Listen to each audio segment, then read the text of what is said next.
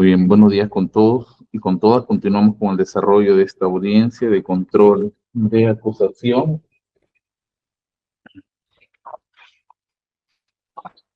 Seguido contra Pedro Pablo Kuczynski Godard. Hay otros procesados por el delito de lavado de activos presuntamente cometido en organización.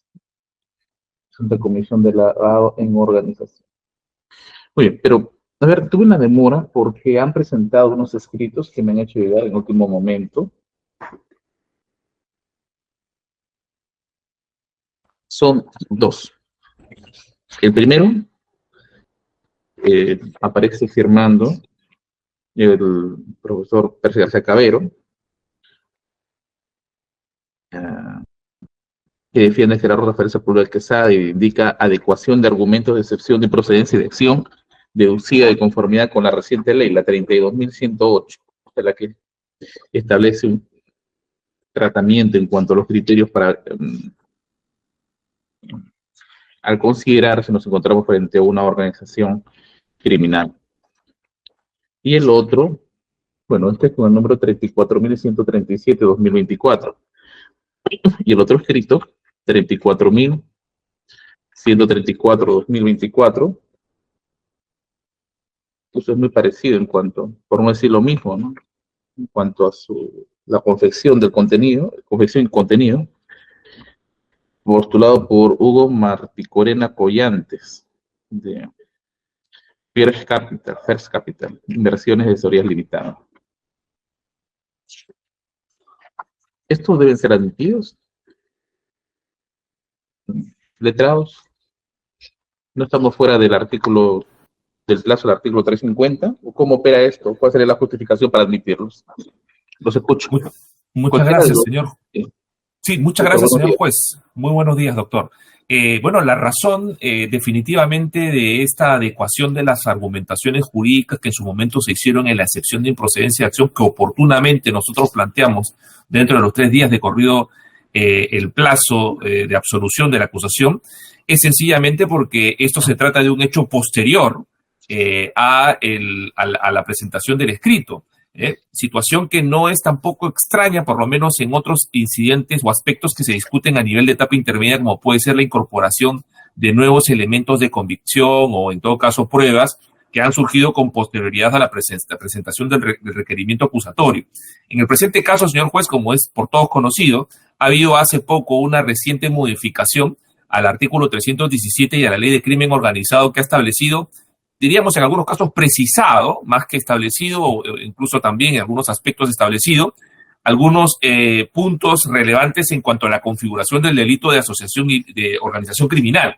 Y en ese sentido, dado que nosotros hemos presentado una excepción, entendemos que esta modificación, en la medida en que hace precisiones o incluso algunas agregados a la propia definición del concepto de organización criminal, resulta obviamente aplicable por favorabilidad al reo, a mi patrocinado, y entiendo también la misma postulación hace la empresa First Capital.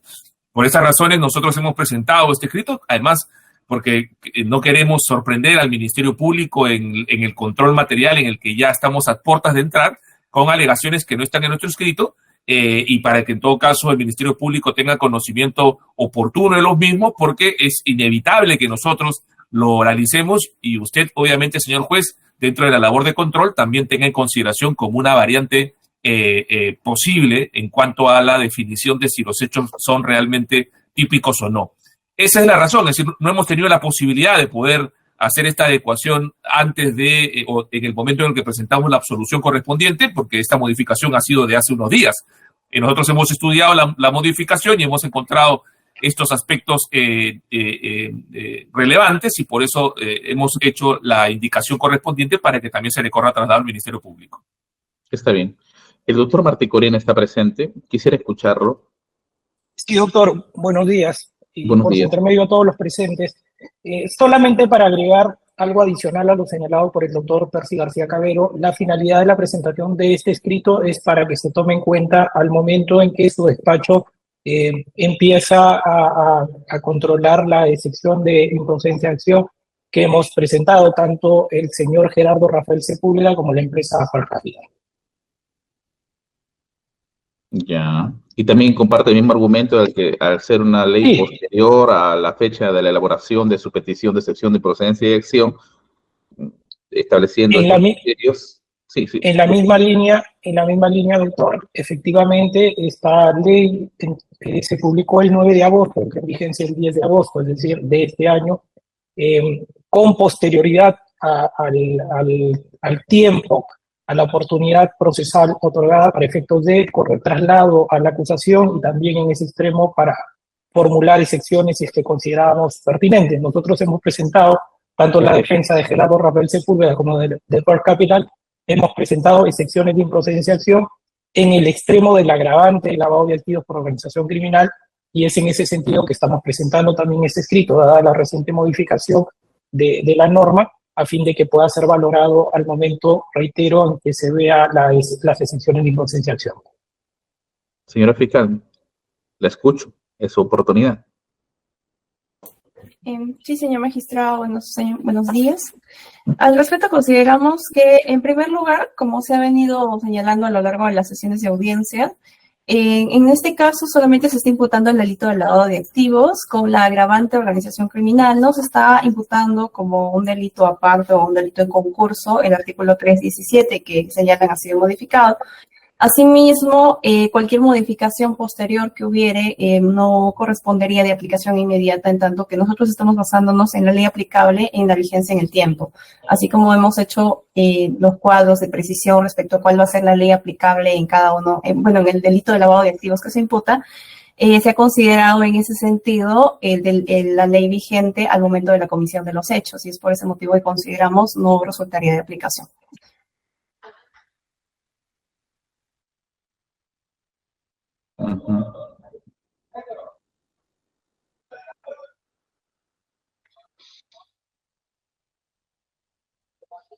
Ya, y la variación, si es que le beneficia a los procesados cuya solicitud han realizado los abogados defensores, ¿no podría ser visto bajo esta cláusula o regla de favorabilidad? Consideramos, señor magistrado, en todo caso, si es que se va a aplicar algún tipo de favorabilidad, tendría que ser de todas formas cuando ya se va a determinar finalmente la pena. Y esto sería en una etapa posterior, que sería la etapa del juicio oral, al igual que sucede en la discusión que se tuvo respecto a la determinación de la pena, cuando se cuestionaba si es que se debía, por favorabilidad, aplicar alguna de las, ya sea la teoría de la absorción o la teoría de la acumulación de penas. En ese sentido también se ha considerado finalmente que la etapa correspondiente para la aplicación de algún tipo de favorabilidad tendría que ser la etapa de juicio oral y no la etapa en la que estamos haciendo solamente un control de la acusación. Está bien. Bajo los puestos por la señora representante del Ministerio Público, debo responder con resolución lo siguiente. Los jueces, con independencia de la diferenciación que se tiene entre lo de investigación preparatoria con lo de juzgamiento, no somos ajenos a los mandatos constitucionales. Y el principio de favorabilidad, reconocido en el artículo 139 de nuestra Constitución, también, en todo caso, nos alcanza, y no solamente a nosotros, sino a los jueces de cualquier instancia, incluyendo a la de las Cortes Supremas. Hay un principio que ha mencionado la representante del Ministerio Público, que es al momento en que se resuelve el acto. Comprendo que esta es una situación de carácter procesal basado en lo que es el tempus regim actum, y también diferenciándose de la aplicación a la fecha de la comisión de los hechos con lo que es el tempus comissi delicti, lo tengo en claro. No obstante, los alcances de esta ley 32.108 impactan sobre los criterios de cómo debe entenderse una organización criminal. Le comento a los abogados, doctor Percy García Cabero y Óscar Hugo Martí Corena Collantes, que no es el primer caso que me están peticionando lo mismo. Ya tengo un buen número de peticiones de modo similar, así es que no encuentro inconvenientes, pese a que el mandato del 350, incluso bajo la interpretación de la Corte Suprema, señala que puede ser un plazo mayor para que puedan absolver o presentar sus excepciones. No está en discusión que haya peticiones de esta naturaleza, sino la cuestión es que aquí ha surgido algo nuevo, que es la vigencia de esta ley, creo que es del 7 o 9 de agosto. entonces no encuentro razones del por qué no someter a discusión con una debida preparación, con el plazo necesario, como ocurre en este caso, al Ministerio Público sobre la discusión de estos criterios. Ahora, no cabe tampoco, me parece, considerar como un argumento válido el hecho de que se le impute lavado. Finalmente estamos hablando de una organización, lavado en organización. Así que esto es parte de los presupuestos cuyos criterios se han asumido por ley y también tiene que asumir en consideración este juzgado. Una respuesta. En todo caso, considero que son admisibles o en todo caso aceptables estos escritos que se han presentado con ese fin. Ya lo perdí los escritos, me parece. Aquí está. Los escritos me refiero tanto al número de ingresos 34.134-2024 y 34.137 de Gerardo Rafael Sepúlveda Quesada y First Capital Inversiones de Tesorería Limitada para ser discutido en los criterios si nos encontramos o no ahora ante la presencia de una organización criminal, con independencia del fin que haya seguido, ¿no? Como es lavar activos, que también entiende esa parte de la tesis del Ministerio Público. Son admitidas. Como tal, se puede trasladar al Ministerio Público. Por favor, pido solamente 2 minutos. Quiero ordenar en base a lo último que se desarrolló y continuamos para seguir escuchando las partes. 2 minutos, ¿sí? A ver, vamos a continuar. Jessica, lo último que tengo consignado es de la intervención del doctor Midolo. De correr mis apuntes. ¿Coincide?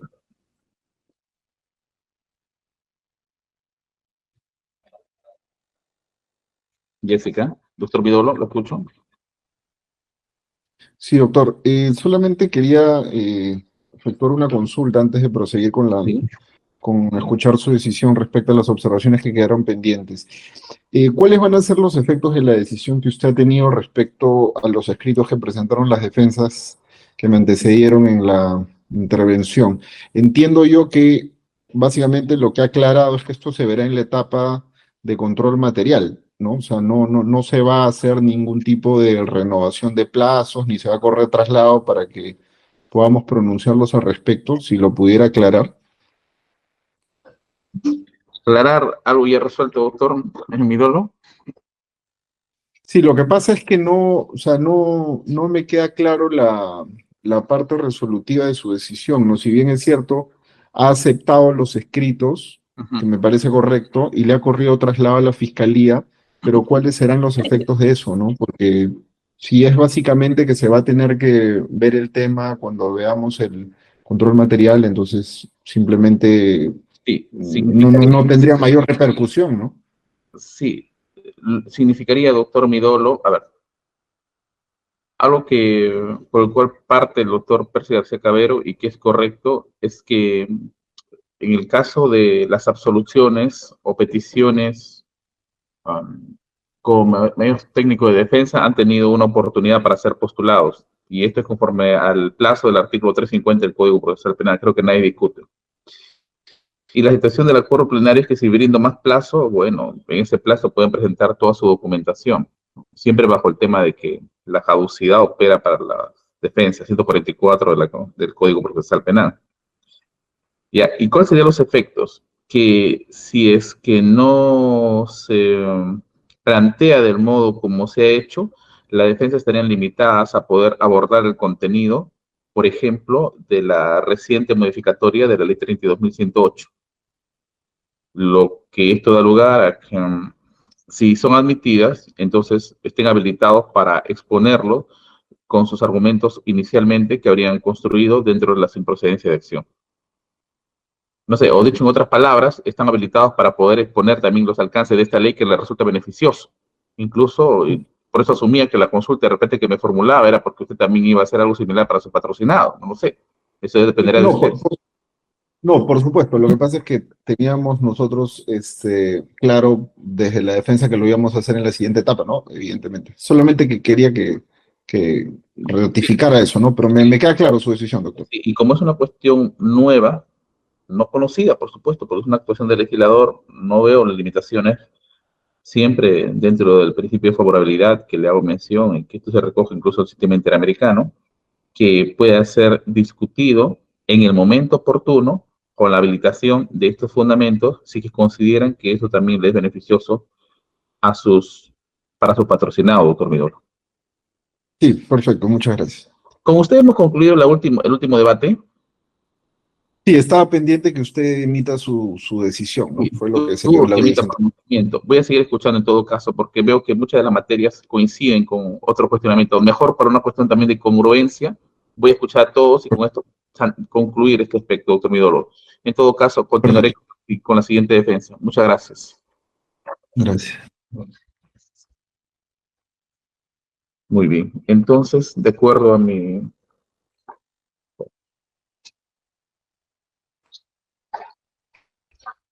Aquí tengo un cuadro.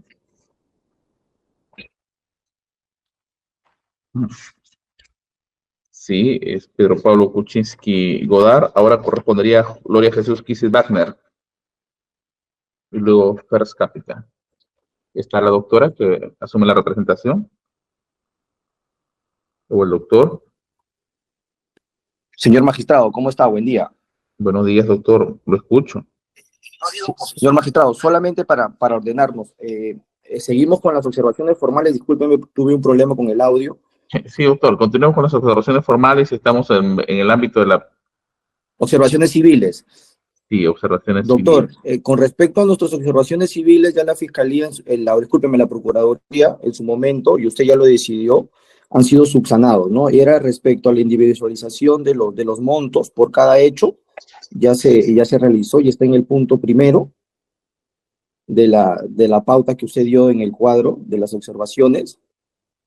Y esto se hizo con la defensa de Sepúlveda, ¿no? Que trabajó usted con el doctor Percy García. Entonces, estamos en las pretensiones civiles, entonces puedo dar por levantado sus observaciones. Sí, doctor, por levantado la 1 y la 2. Sí, porque la 2 no tendría mayor significado por un error, entendíamos, de tipeo, que se había fijado en el tema de la acusación, pero no tendría mayor sentido, doctor. Ya, doctor, está bien, así lo consigno. Gracias. Listo, doctor. Entonces solamente quedaría First Capital.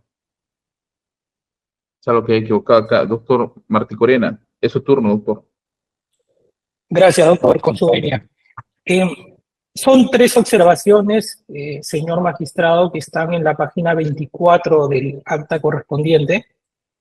Ya, gracias, doctor. Y de manera general, esta defensa considera que no han sido levantadas las observaciones por parte de la Procuraduría.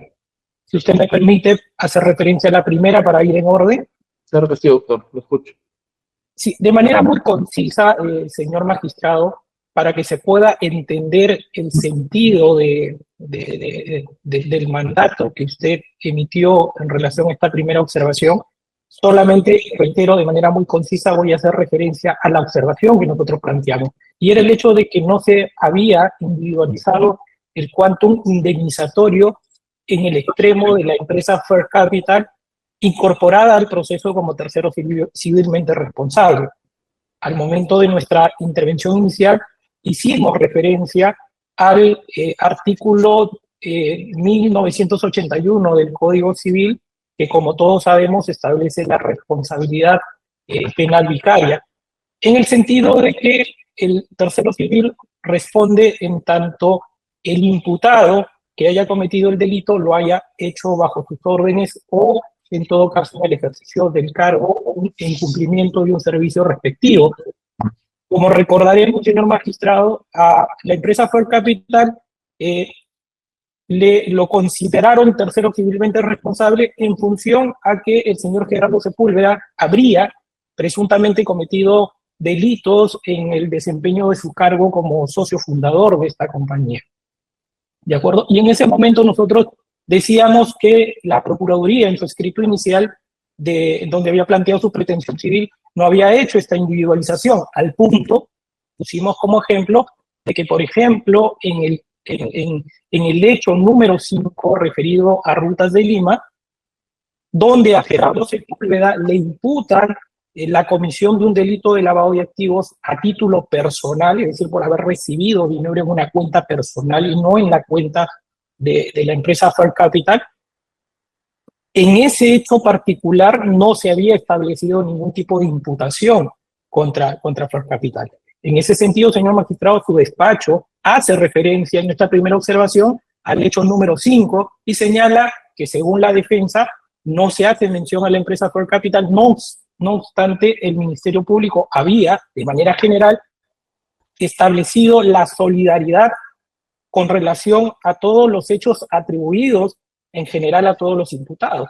Si bien es cierto, señor magistrado, al momento en que usted ha resuelto las observaciones de Gerardo Rafael Sepúlveda, en el sentido de que la Procuraduría aún persiste en señalar de que acá hay una especie de cocausalidad y como consecuencia de eso, todos los imputados son responsables de todos los hechos que se le están imputando, no queda claro, y usted puede verificar en el escrito de observación, señor magistrado, no queda claro, y es más, en el extremo del planteamiento de esta defensa, reitera su argumentación el representante de la Procuraduría señalando de que, si bien es cierto, se va a hacer, se tiene que entender que la responsabilidad solidaria de For Capital es con relación a todos los delitos atribuidos a Gerardo Sepúlveda, hace referencia, y esto es lo más grave, señor magistrado,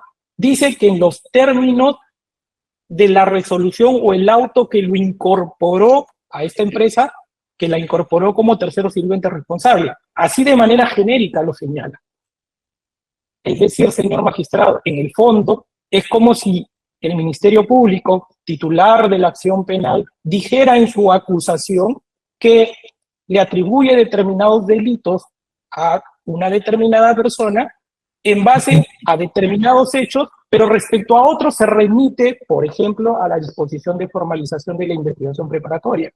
Eso consideramos que no se puede hacer en una acusación y tampoco consideramos, señor magistrado, que eso se puede hacer en un escrito ya a puertas de inicio eventualmente de un juicio en la que la Procuraduría tiene que materializar ya su pretensión civil de manera concreta, no puede hacer remisión al auto a través del cual la empresa fue incorporada a la investigación. Y si usted me permite, señor magistrado, ya voy concluyendo esta parte. Yo tengo aquí a la mano el auto que incorporó a la empresa For Capital como tercero civilmente responsable, que es la resolución número 3, emitida el 14 de junio del año 2023, en el incidente 19-2018-72, emitido por este despacho, señor magistrado, reitero, el 14 de junio del año 2023, y esto solamente es una respuesta a la postulación que hace la Procuraduría en su momento, pero, por ejemplo, aquí nos señala de manera concreta, porque entiendo que esa es tarea de la Procuraduría al momento nuevamente de materializar su pretensión civil.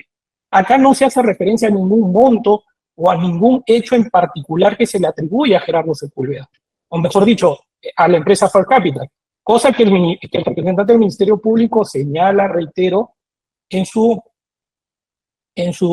escrito, a través del cual da desde su lógica por levantada la observación planteada por esta parte.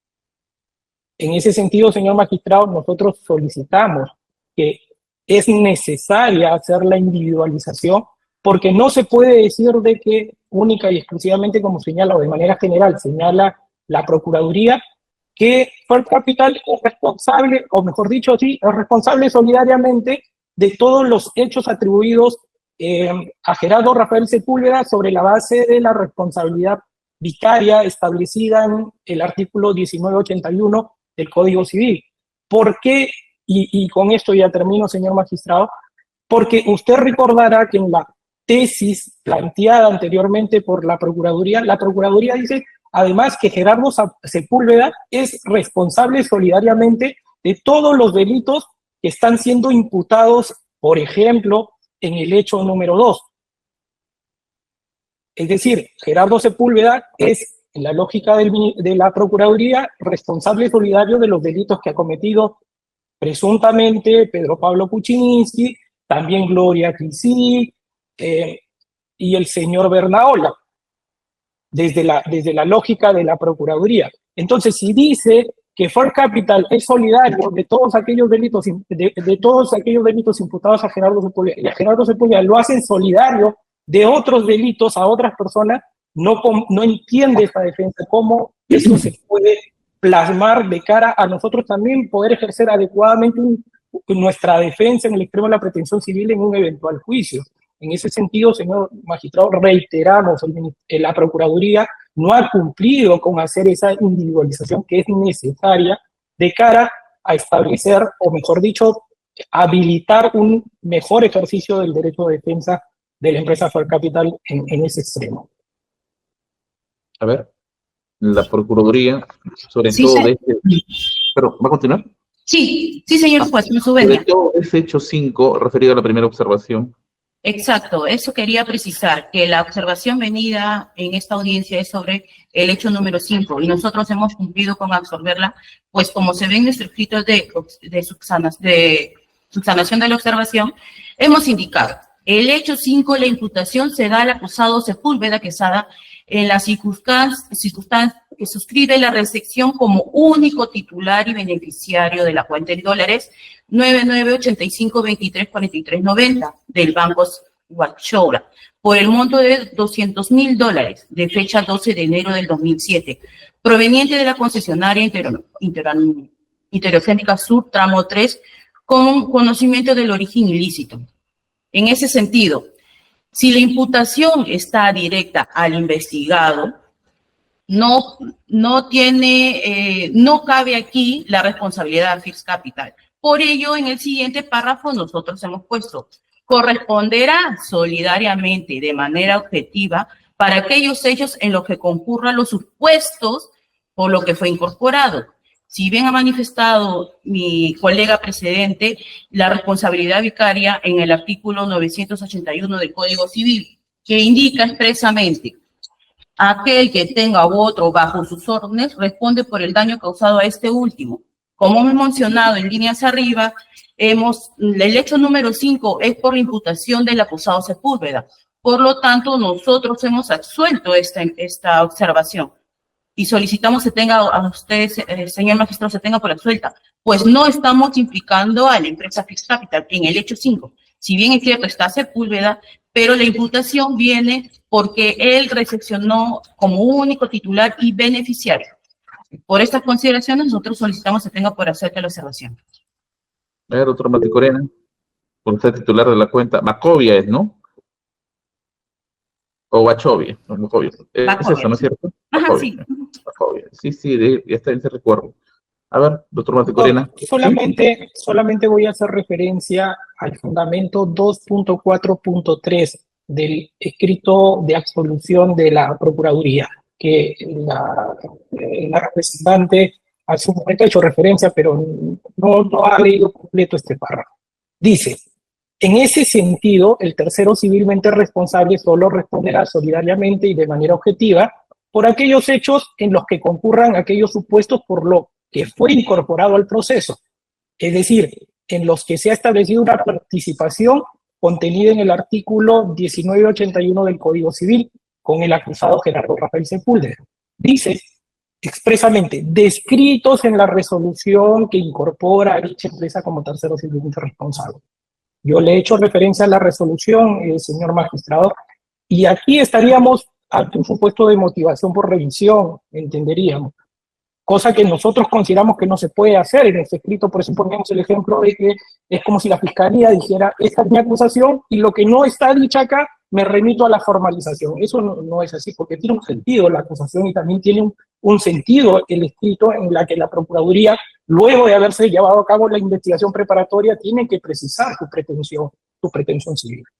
Y el auto, señor magistrado, que emitió su despacho y al cual he hecho referencia, por ejemplo, no hace ese análisis porque obviamente no es competencia del juzgado al momento de resolver un pedido, una postulación de incorporación en este caso, de un tercero civilmente responsable del proceso. No hace ese análisis detallado, porque eso compete obviamente a la Procuraduría al momento de hacer su pretensión final, cosa que no ha hecho. reitero, remite al auto y dice, será responsable de manera expresa, dice señor juez, en aquellos supuestos en los que se ha establecido participación, según la Procuraduría, según el 1981 del Código Civil, con el acusado Sepúlveda, descritos, dice, esa participación descrita en la resolución que lo incorpora, que tampoco le señala cuál es, pero yo le he hecho referencia a eso.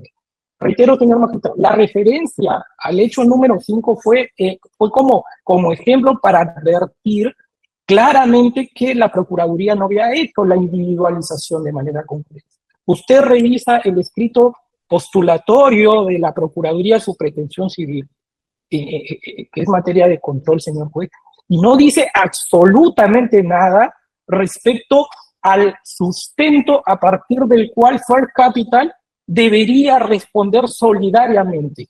Si usted se fija, señor magistrado, es solamente un cuadro, será de un párrafo, en la que dice, y respecto a los terceros civilmente responsables, amparados en el artículo tal del Código Penal, son solidariamente responsables por todos los daños y por todos los perjuicios que han sido desarrollados en el presente escrito. No dice más nada, no entra el detalle por qué el tercero civilmente debería responder. Y el extremo que nosotros resaltamos en ese momento, señor juez, era el hecho 5, porque en el hecho 5, y vuelvo a decirlo, Gerardo Rafael Sepúlveda no tiene una imputación como socio fundador de First Capital, sino a título personal. Eso evidenciaba con mucha claridad que la Procuraduría no había hecho esa labor de individualización, al punto que le estaba estableciendo responsabilidad solidaria con relación a Gerardo Sepúlveda, donde no se daban los supuestos de responsabilidad vicaria. Y la Procuraduría dice en el escrito que acaba de leer la representante, señor juez, que eso está en el auto que usted emitió al momento que incorporó a esa persona como tercero civilmente responsable. Y eso no está ahí, señor magistrado, no está ahí. En todo caso, si es que considera, debería haberlo transcrito. Y miren cómo lo ha hecho de manera tan genérica. Eso está en el auto, ni siquiera precisa dónde, ni qué número de auto, ni nada por el estilo.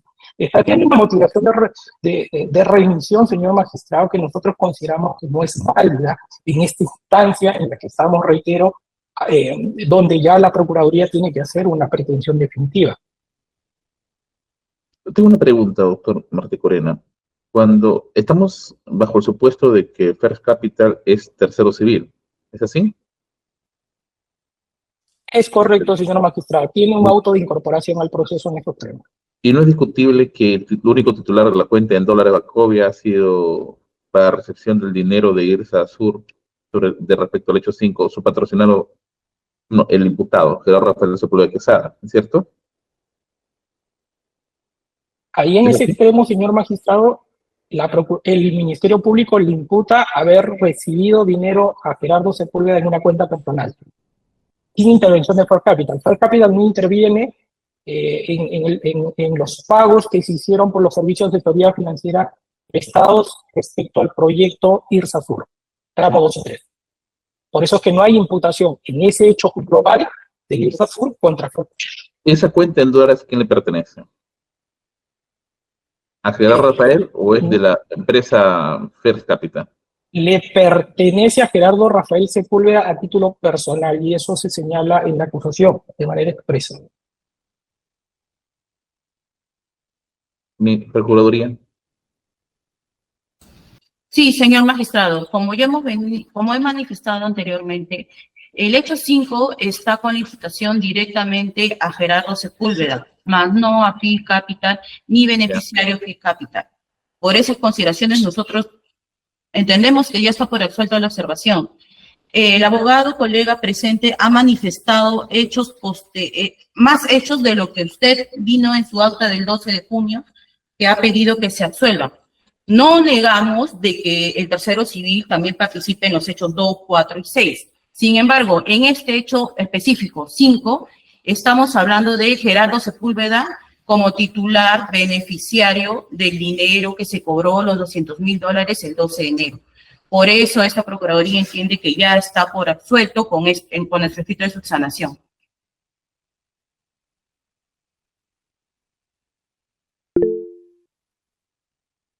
A ver, lo escucho, doctor, para concluir ya. Señor juez, solamente quisiéramos que la Procuraduría nos responda a la pregunta. ¿Cuál es el monto del cual First Capital es solidariamente responsable en todos los hechos globales que ha señalado el Ministerio Público? ¿Cuáles son los montos? Esa es la respuesta que queremos saber, porque a partir de ahí queremos defenderlo. No hay esa precisión, señor magistrado. Primero voto esto, doctor, así conforme se ha consignado, del hecho 5. ¿no? Entonces me dice la Procuraduría que la cuenta en dólares le pertenece a Sepúlveda Quesada. Sí, doctor. Ya, pero ¿cómo lo encuentro eso es sintonía o justificación con la empresa First Capital? Solo porque es titular, pero no es una cuenta personal, la de dólares. Es una cuenta personal y en la imputación del hecho 5 está determinado que el beneficiario y titular es Sepúlveda, más no First Capital. First Capital, para esta Procuraduría, no participa en el hecho 5. Distinto es que sí está consignado Gerardo Sepúlveda. Ya. Pero aquí estamos discutiendo sobre First Capital. En este hecho número 5 no participa First Capital. La imputación se dirá directa con Gerardo Sepúlveda. ¿La pretensión civil Sí. se formula sobre First Capital? En esta pretensión no. Hecho 5 no. ¿Queda claro, doctor Martín Corena? No está formulada una pretensión civil sobre el hecho 5. Eso era, me parece, el medio del asunto. Como le digo, doctor, no solamente respecto al hecho 5. El hecho 5, por eso es que se referencia a cuál era la observación que se debatió en ese momento y a partir de ahí, cuál Está fue bien. el mandato que... Pero dejamos en claro que por el hecho 5 no se ha formulado una solicitud de reparación civil en favor, bueno, contra First Capital. Si es que es así, señor magistrado, creo que lo que corresponde es que lo precise de manera, ponga en un cuadro, entonces a partir de la precisión, como ha hecho el Ministerio Público, por escrito digan expresamente que es respecto a tales hechos y por tales y tales montos. Ya, pues. Pero eso no hay, por eso le decía, doctor, en el escrito primigenio, si me permite, doctora, en el escrito primigenio, en la página 154, dice, tercero civilmente responsable.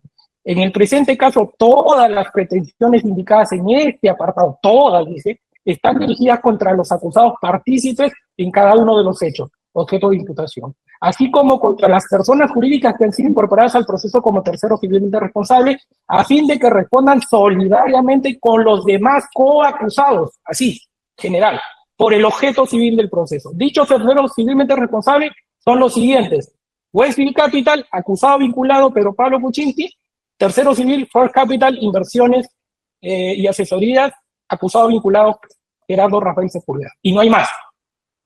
Ese es el sustento, señor juez, por el cual están pidiendo que se establezca una responsabilidad solidaria, una responsabilidad solidaria en First Capital. Pero no, acá, responsabilidad civil, pero ¿cuál es el monto?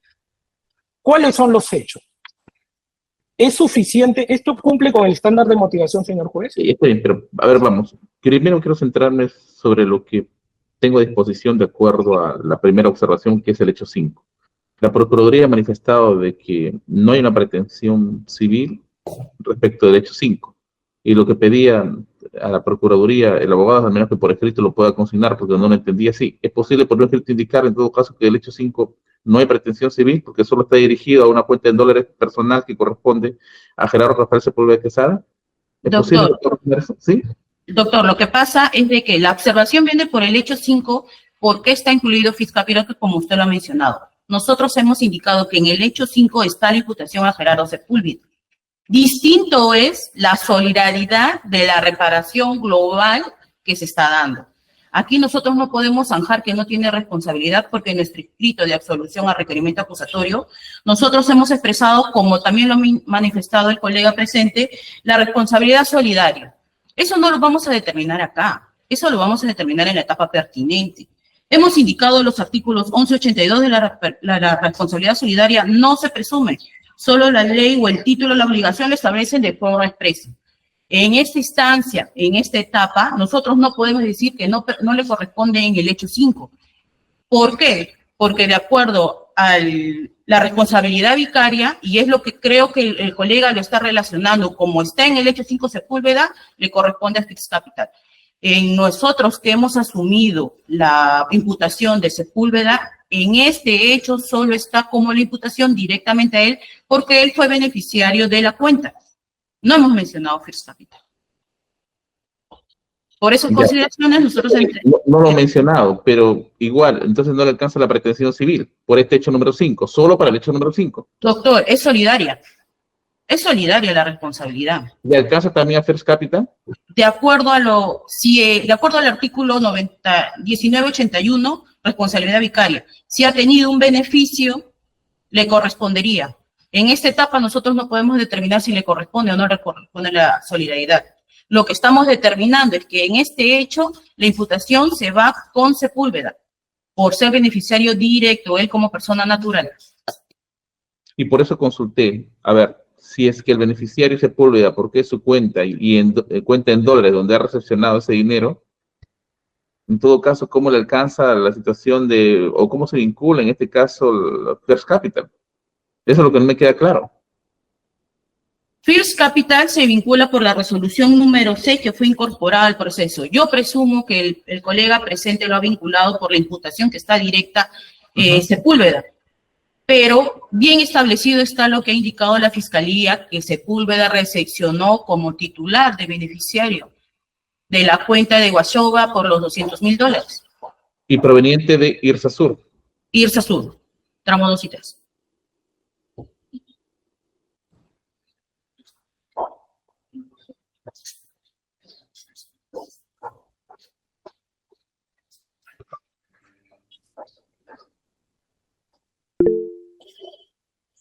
Ya, doctor Martí Corena, ya hemos concluido ya. ¿Algo más que agregar ahí?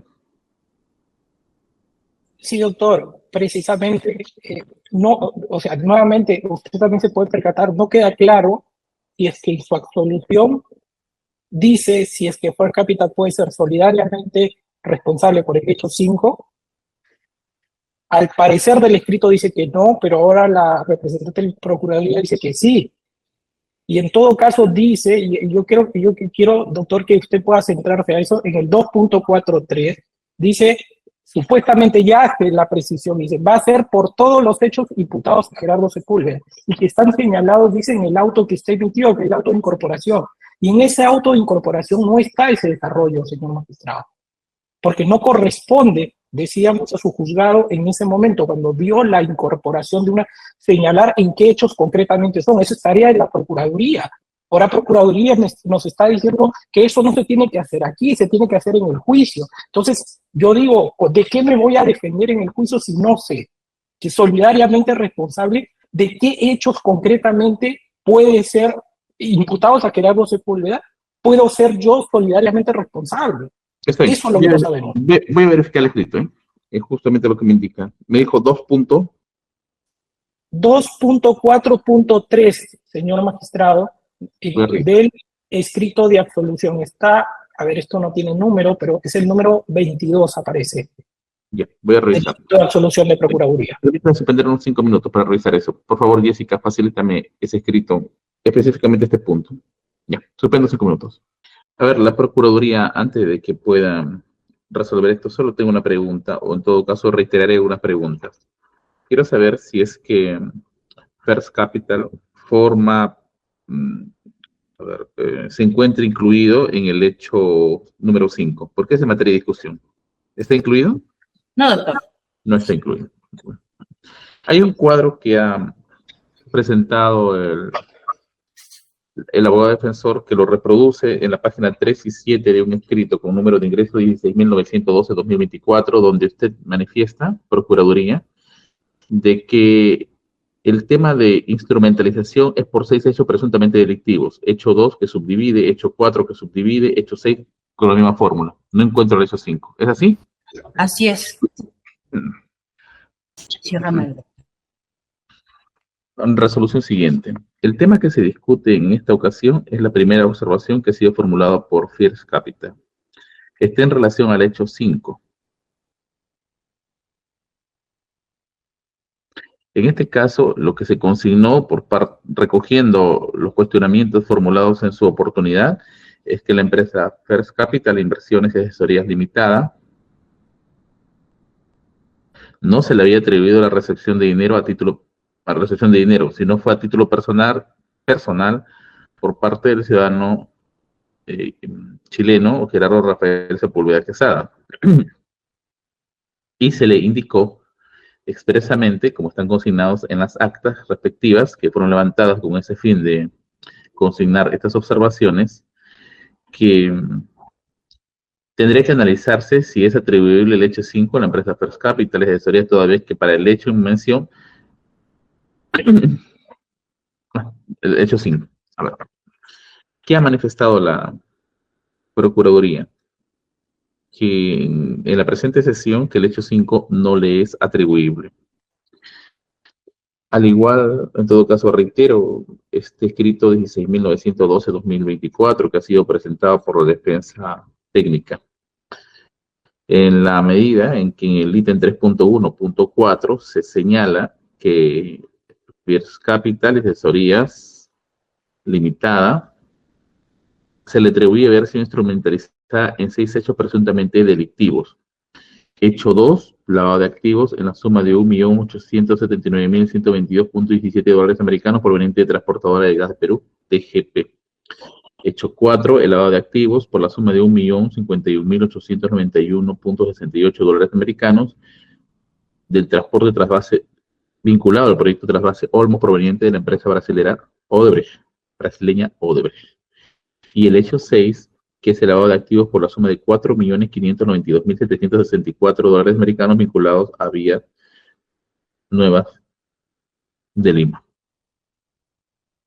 Es el caso que, conforme fue consignada en la observación que hace un momento he dado lectura, se ha dado respuesta por la Procuraduría que no hay imputación contra la referida persona jurídica por el hecho 5.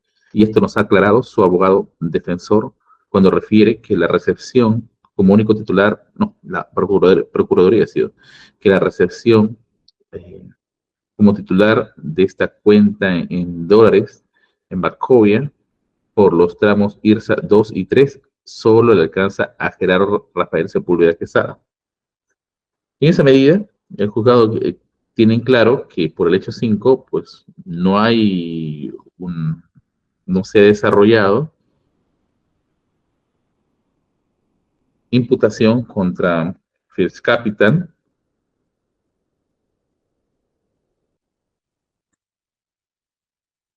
y la pretensión civil aborda los hechos referidos al número 2, 4 y 6.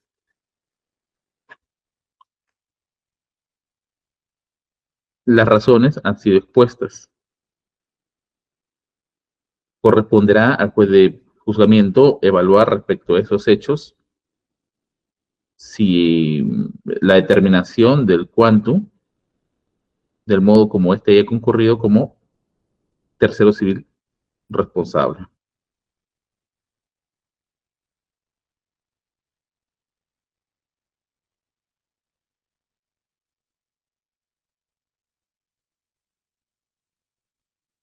Ahora, la defensa de First Capital nos ha mencionado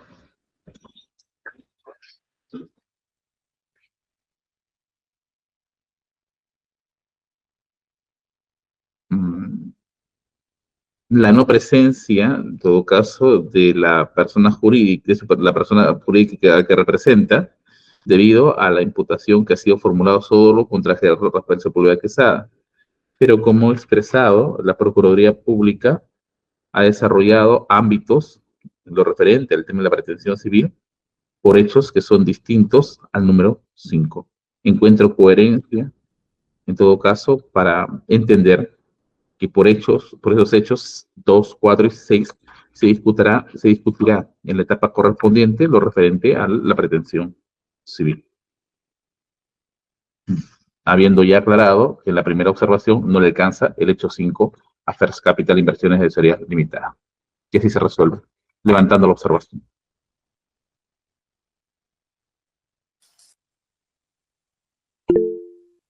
Lo escucho, letrado. Sí, doctor. Solamente para tener claridad respecto al sentido de su fallo.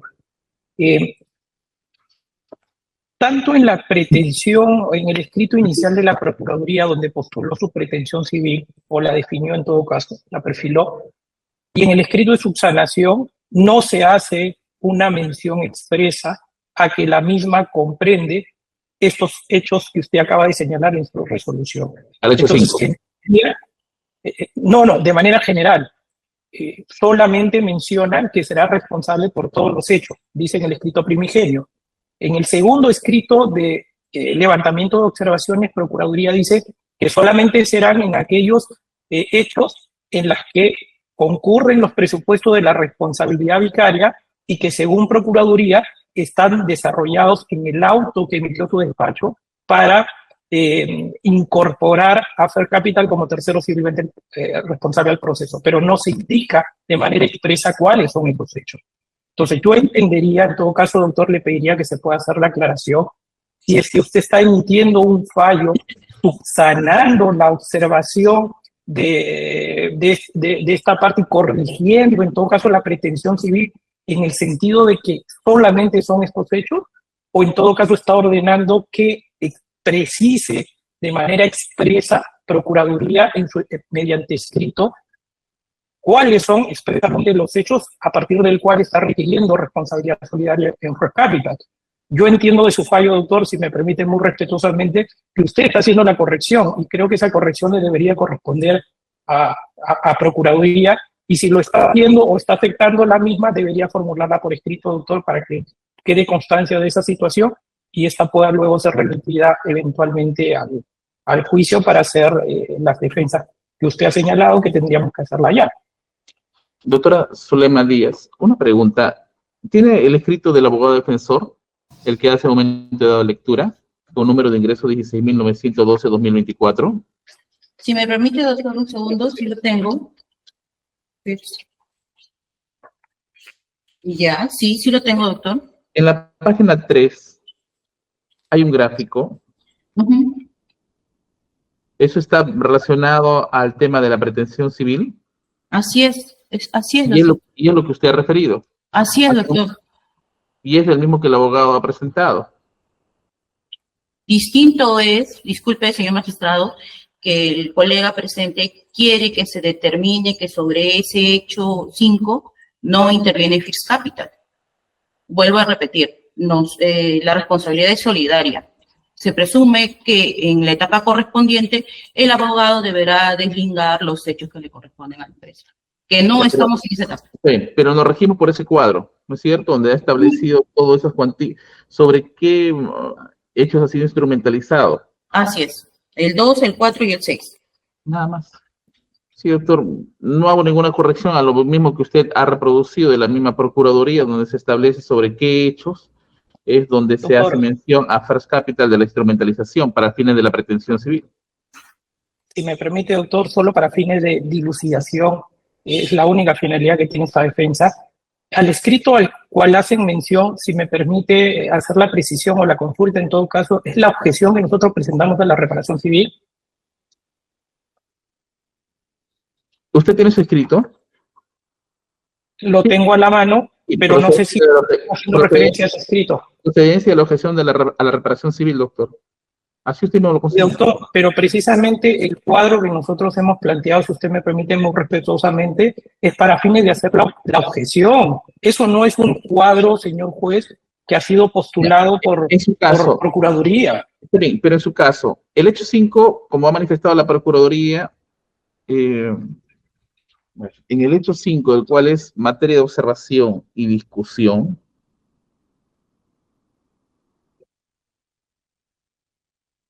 no se ha consignado la presencia de First Capital. Es lo que está cuestionando.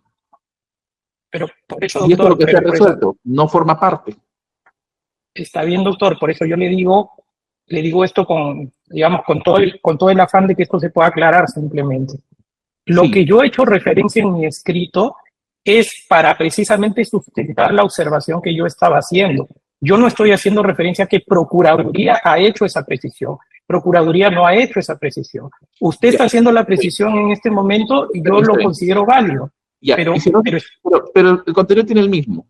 Usted lo que cuestiona es la primera observación relacionada al hecho 5. Lo que responde, y conforme a la consulta de la Procuraduría, el hecho 5 no forma parte, en todo caso, no se encuentra presente aquí First Capital.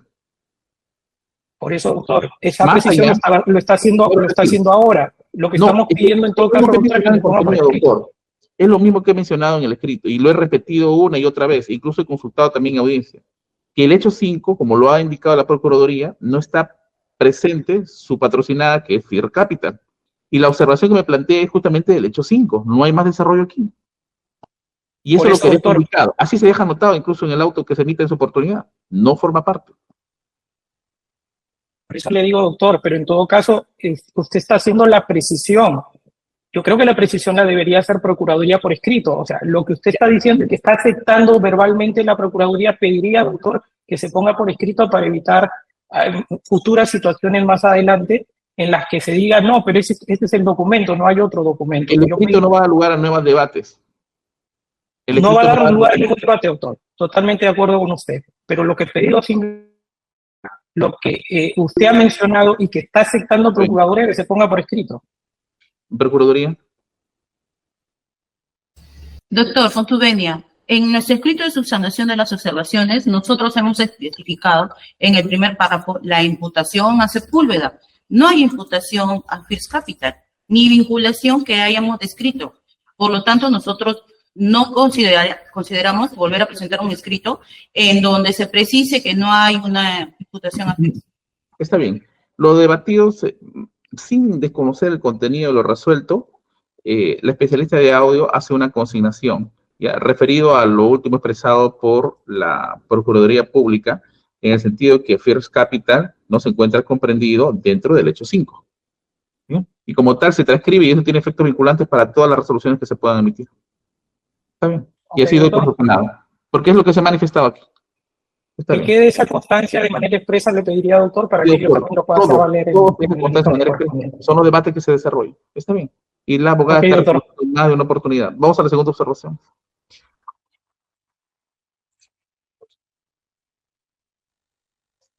Lo escucho al abogado. Sí, doctor. La segunda observación, si me permite, hacer referencia al acta, guarda relación con la observación que se había formulado respecto a la sobrecuantificación del monto base a partir del cual Procuraduría ha determinado la reparación civil, agregándole obviamente otros conceptos a partir del cual ha establecido su monto base, o mejor dicho, su monto definitivo. En ese acta, señor magistrado, lo que pide de manera expresa su despacho es que cumpla Procuraduría con hacer la justificación del por qué habría eventualmente incrementado el monto según las observaciones que habían planteado las partes. Eso es lo que dice expresamente el acta. Como segunda observación, justificar y precisar qué aspectos ha tenido en cuenta para poder establecer el monto base, la discusión del monto base. Procuraduría, señor magistrado, en el escrito de respuesta a estas observaciones, niega que exista una sobrecuantificación. Esa es la posición que ha planteado. Y a partir de ese hecho, señala de que, o da a entender en todo caso, de que cada delito de lavado de activos imputado a cada uno de los acusados y que guardan relación con un determinado hecho global es independiente. Es decir, parte del criterio de decir cada delito imputado a cada uno de los imputados vinculados a determinados hechos, hecho 2, 4, 5 y 6, cada delito imputado a cada persona es independiente y por lo tanto lo que hace es suma esos montos y ha lo conseguido triplicar el monto base.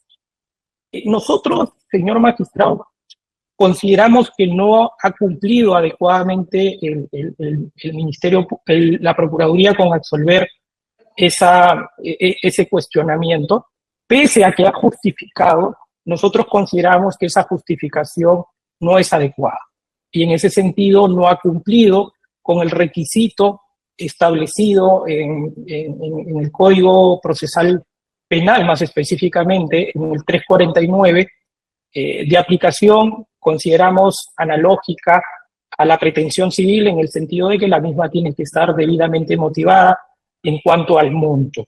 Este tema, si bien es cierto, señor magistrado, ya ha sido materia de debate por anteriores defensas y ya su despacho también ha tomado una posición al respecto. Lo que corresponde señalar a esta defensa, en principio, como le decía, es que no estamos de acuerdo con la justificación desarrollada por la Procuraduría en ese extremo. Consideramos que no está debidamente motivada el monto de la reparación civil. ¿Por qué? De manera muy concreta, porque la misma no tiene ni siquiera un fundamento fáctico. Como usted podrá verificar, los montos bases planteados o formulados por la Procuraduría no se corresponden con los montos bases señalados en la acusación. Y eso ya de por sí cuestiona de manera fuerte la motivación debida que tiene que hacer el sustento debido. Y su despacho también ha resuelto en ese extremo de que estas cuestiones, en todo caso, deberían ser materia de revisión en la oportunidad correspondiente, esto es en el juicio oral. En ese sentido, esta defensa, señor magistrado, solamente pide que se deje constancia de que desde la posición nuestra, Procuraduría no ha cumplido con levantar esta observación y en todo caso nos reservamos el derecho a hacer valer nuestras alegaciones correspondientes en la instancia que corresponde. El juzgado consigna lo siguiente. El doctor Martí Corena Collantes ha manifestado de que ya hay pronunciamiento anterior por parte de este juzgado en un referido a este punto de una sobrecuantificación, que le ha denominado sobrecuantificación, del cual no comparte la Procuraduría Pública. Lo que es identificable de la defensa es que reitera el hecho de que la justificación no es adecuada o que no se encuentra de acuerdo con esta justificación. El juez de investigación preparatoria solamente exige razones para considerar esto viable, tramitable, para que un juez llamado por ley, después de la discusión correspondiente, emita un pronunciamiento. Por lo tanto, si es que la consideración es que los montos resultan excesivos, de acuerdo a la misma, incluso de la misma construcción orgánica o el ámbito orgánico del ente judicial, le corresponderá eso a lo de juzgamiento. La constancia también es consignada, ¿ya? Porque son cuestiones que consideran no justificables. Está bien. La tercera observación. La tercera observación, señor magistrado, también es en la misma línea que la anterior. En este caso en particular, esta defensa había observado de manera concreta los criterios que había utilizado la Procuraduría para, a partir del monto que nosotros consideramos triplicado, el monto base, ha establecido o ha perfilado su pretensión indemnizatoria de manera definitiva. Entre otros criterios, esta defensa cuestionaba el hecho que se haya tomado en consideración elementos o presupuestos para la definición o determinación de la pretensión civil aplicable a delitos de corrupción de funcionarios, o mejor dicho, a delitos cometidos contra la administración pública. Y advertíamos además el riesgo de que en este caso, de ampararse como debida el monto planteado por la Procuraduría, corría el riesgo de, en los procesos donde se está investigando el delito fuente, el delito contra la administración pública fuente, donde la Procuraduría también se ha constituido como actor civil y ha planteado también una pretensión indemnizatoria, es que ocurra de que vayamos a juicio donde Procuraduría esté planteando sobre la base de los mismos argumentos una doble sanción de carácter económica. Y incluso cuestionábamos también de manera concreta, y eso es lo que se ha recogido en el acta, es respecto a un criterio utilizado por Procuraduría también para decir que es necesario incrementar en los términos que ha señalado en su escrito correspondiente el monto de la reparación civil, y entre ellos hacía referencia a que la reparación civil, desde su perspectiva, tenía además una función sancionatoria. Y en ese extremo, señor juez, su despacho de manera expresa pidió que Procuraduría justifique respecto a por qué ese elemento concreto utilizado para incrementar o en todo caso determinar el monto de la reparación civil respecto a la supuesta función punitiva de la reparación civil, cuando esta defensa decía en virtud al artículo 93 del Código Penal que la reparación civil en nuestro ordenamiento legal taxativo solamente regula una función reparadora e indemnizatoria. Al respecto, señor magistrado, si usted puede observar el escrito de subsanación, lo único que ha hecho Procuraduría para justificar es hacer referencia a unas citas de personas o doctrinarios, que así lo denomina, que han desarrollado los alcances de la reparación civil, o mejor dicho, de la indemnización o del daño extrapatrimonial. En ese sentido, señor magistrado, esta defensa advierte de que esas referencias a las que ha hecho la Procuraduría en su escrito de respuesta no están específicamente vinculadas al daño extrapatrimonial como consecuencia de la comisión de un acto delictivo, sino están en general relacionados a cualquier daño extrapatrimonial. No hay esa precisión en todo caso, porque no se puede traer sin más, si bien es cierto, nuestra normativa procesal penal lo permite en el sentido para determinar los alcances de la reparación civil, poder de manera supletoria hacer referencia a la legislación civil, dice a la legislación civil, ese es el término de manera expresa, pero no se puede traer de manera casi automática, porque se tiene que tomar en cuenta cuáles son los fines del proceso penal. Y en el proceso penal, como le digo, doctor, el artículo 93 del Código Penal es suficientemente claro al decir que la reparación civil no cumple una función punitiva. Lo único que cumple una función punitiva en materia penal, y valga la redundancia, es la pena.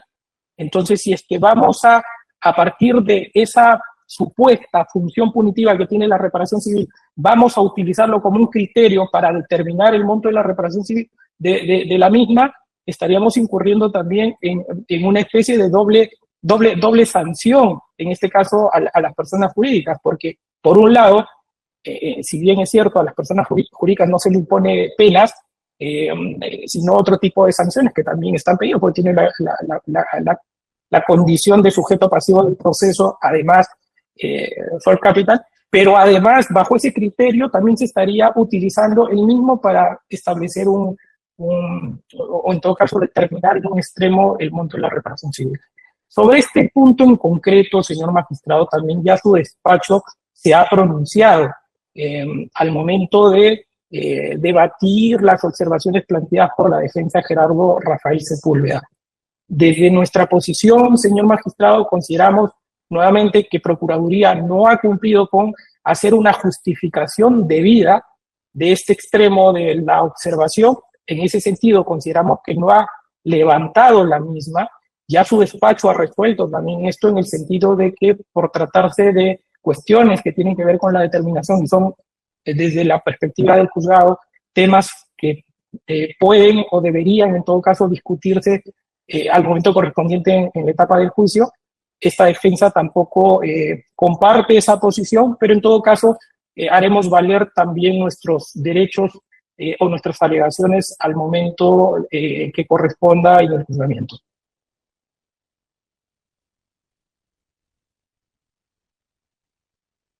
Está bien, doctor. Con eso comprendo de su postura respecto a esta situación, pero ya hay pronunciamiento precedente de este juzgado y no va a variar. Está bien, doctor. Hemos culminado con su sustentación. Gracias. Gracias siempre por ser tan puntual en sus argumentos.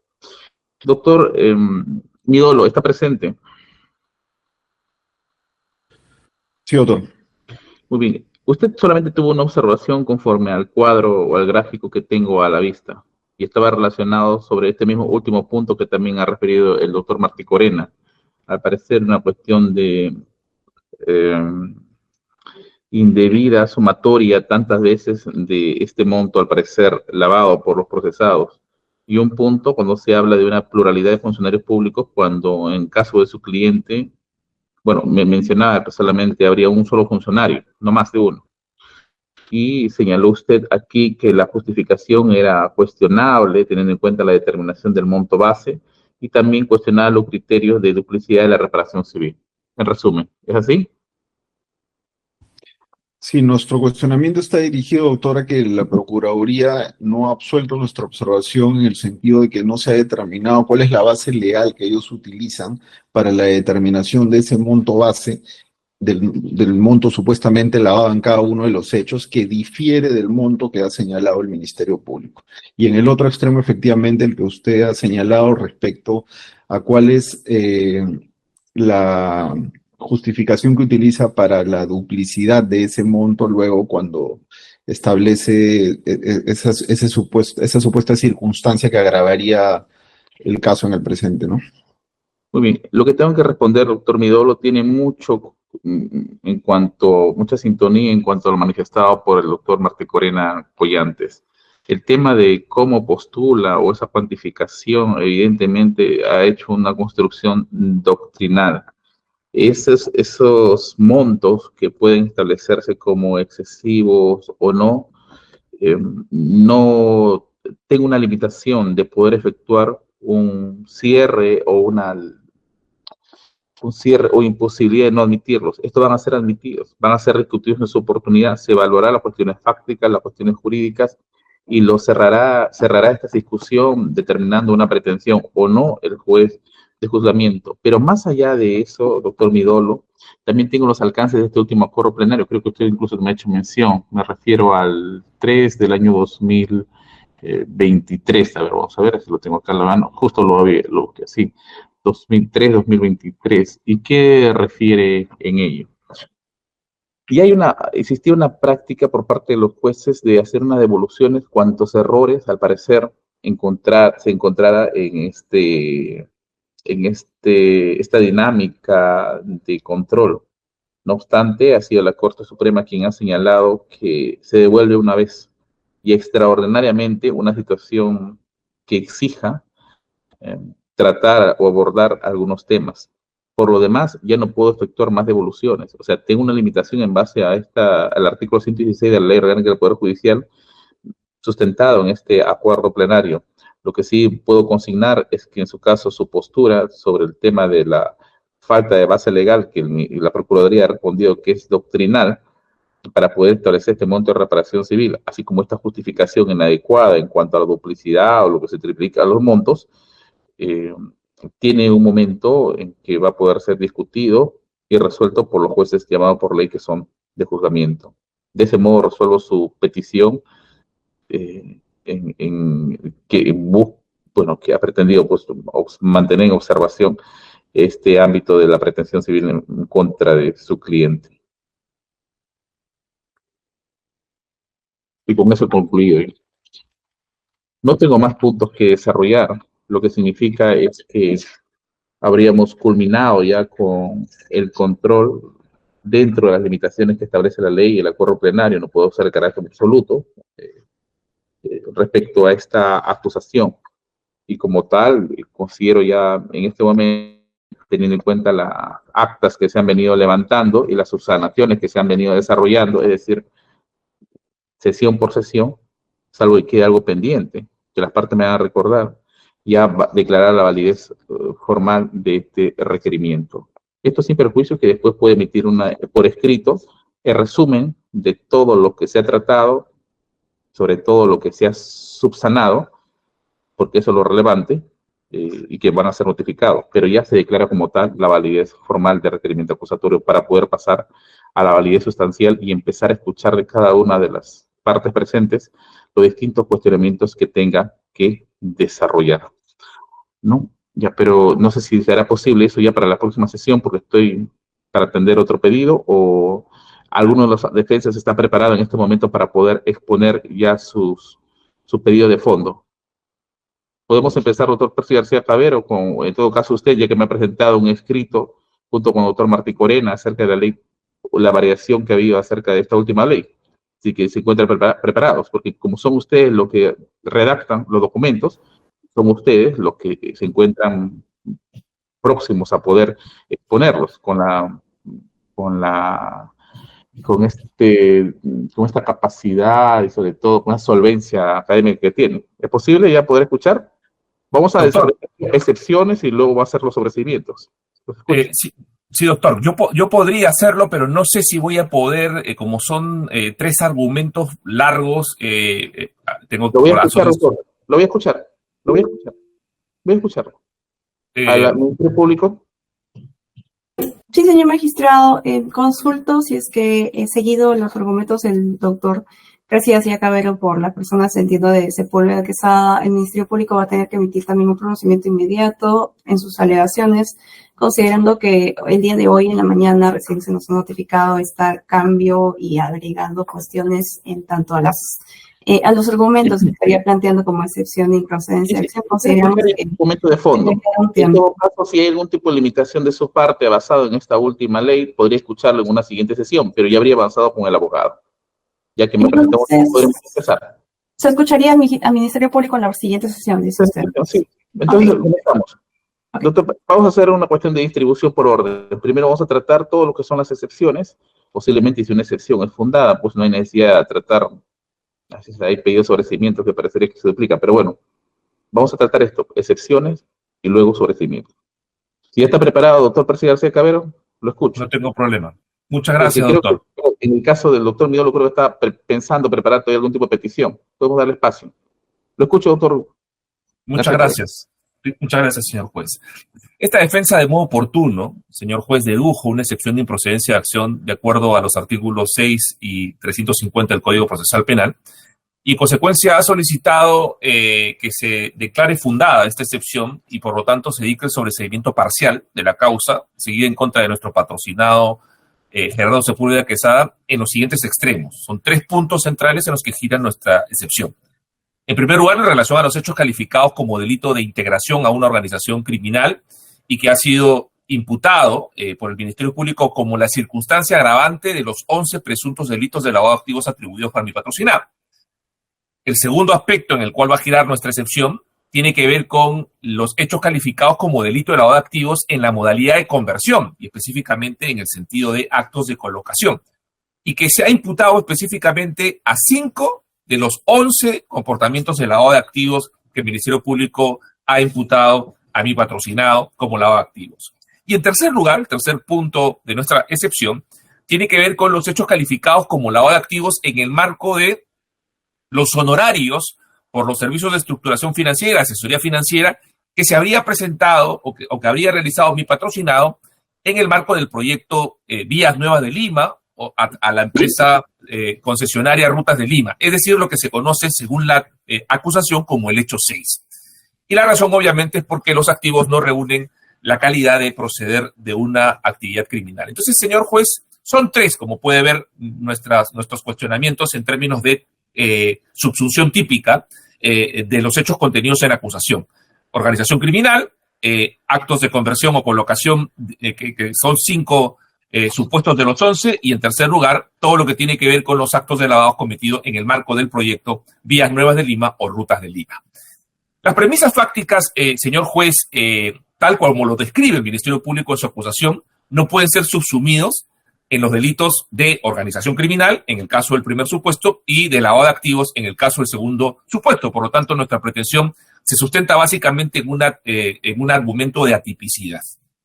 Y en ese sentido, lo que vamos a hacer es seguir en la exposición de nuestros argumentos los parámetros que ha establecido ya la Corte Suprema en reiteradas casaciones, la 1307, 2019, 617, 2021, 525, 2022, en el que no vamos a discutir el tema fáctico, lo vamos a dejar tal cual lo ha formulado el Ministerio Público en su acusación, y lo único que vamos a hacer es, evidentemente, discutir la subsunción en los tipos penales establecidos en la acusación o los que resulten aplicables como por ejemplo se ha discutido recientemente en relación al delito de organización criminal. Empecemos entonces con el primer punto, que tiene que ver con la atipicidad de los hechos imputados como delito de organización criminal. ¿Cuál es la imputación, señor juez? Eso está contenido en el hecho denominado número 1 y se atribuye, el Ministerio Público atribuye a Gerardo Sepúlveda Quesada haber integrado una organización criminal liderada por Pedro Pablo Kuczynski.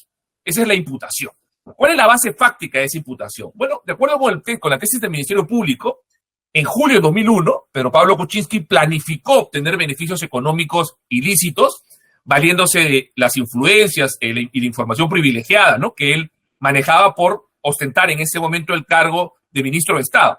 Y lo que quería hacer era disfrazar las ganancias que iba a recibir como consecuencia de esas influencias e información que manejaba a través de pagos por servicios de asesoría financiera.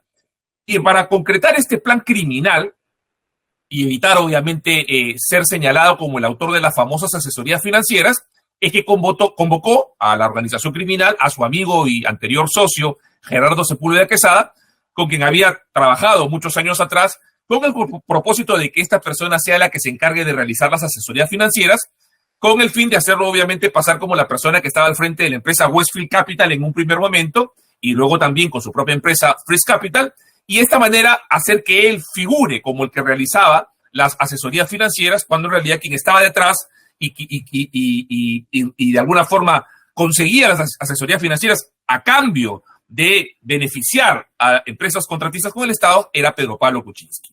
Además, a esa organización criminal se habrían sumado trabajadores de Pedro Pablo Kuczynski, específicamente su secretaria, la señora Gloria Kisik-Wagner. Bueno, la señorita Denise Hernández no la menciono porque ya quedó claro que no forma parte de esta imputación. Y finalmente, José Luis Bernaola Ñuflo, quien ejercía fundamentalmente la labor de chofer. Y obviamente se habrían instrumentalizado varias personas jurídicas por esta organización criminal, la empresa Westfield Capital, la empresa First Capital, Dorado Assetment y también Latin American Enterprise. Esta organización criminal, señor juez, tal cual como lo he descrito, utilizando prácticamente los términos del Ministerio Público en su acusación, actuó del 2001 al 2016. Y en ese periodo, del 2001 al 2016, habrían utilizado esta modalidad de la organización criminal para obtener beneficios ilegales en diversas obras o con diversos clientes. En primer lugar, en el 2003, con TGP, con Transportadora del Gas Peruano, ¿no?, en relación al proyecto Camisea. En el 2004, con el proyecto Trasvase Olmos, vinculado a Odebrecht. En el 2005, Irsasur, vinculado también a Odebrecht. Y finalmente, en el 2006 y posteriores años, con Vías Nuevas de Lima, también vinculado a Odebrecht.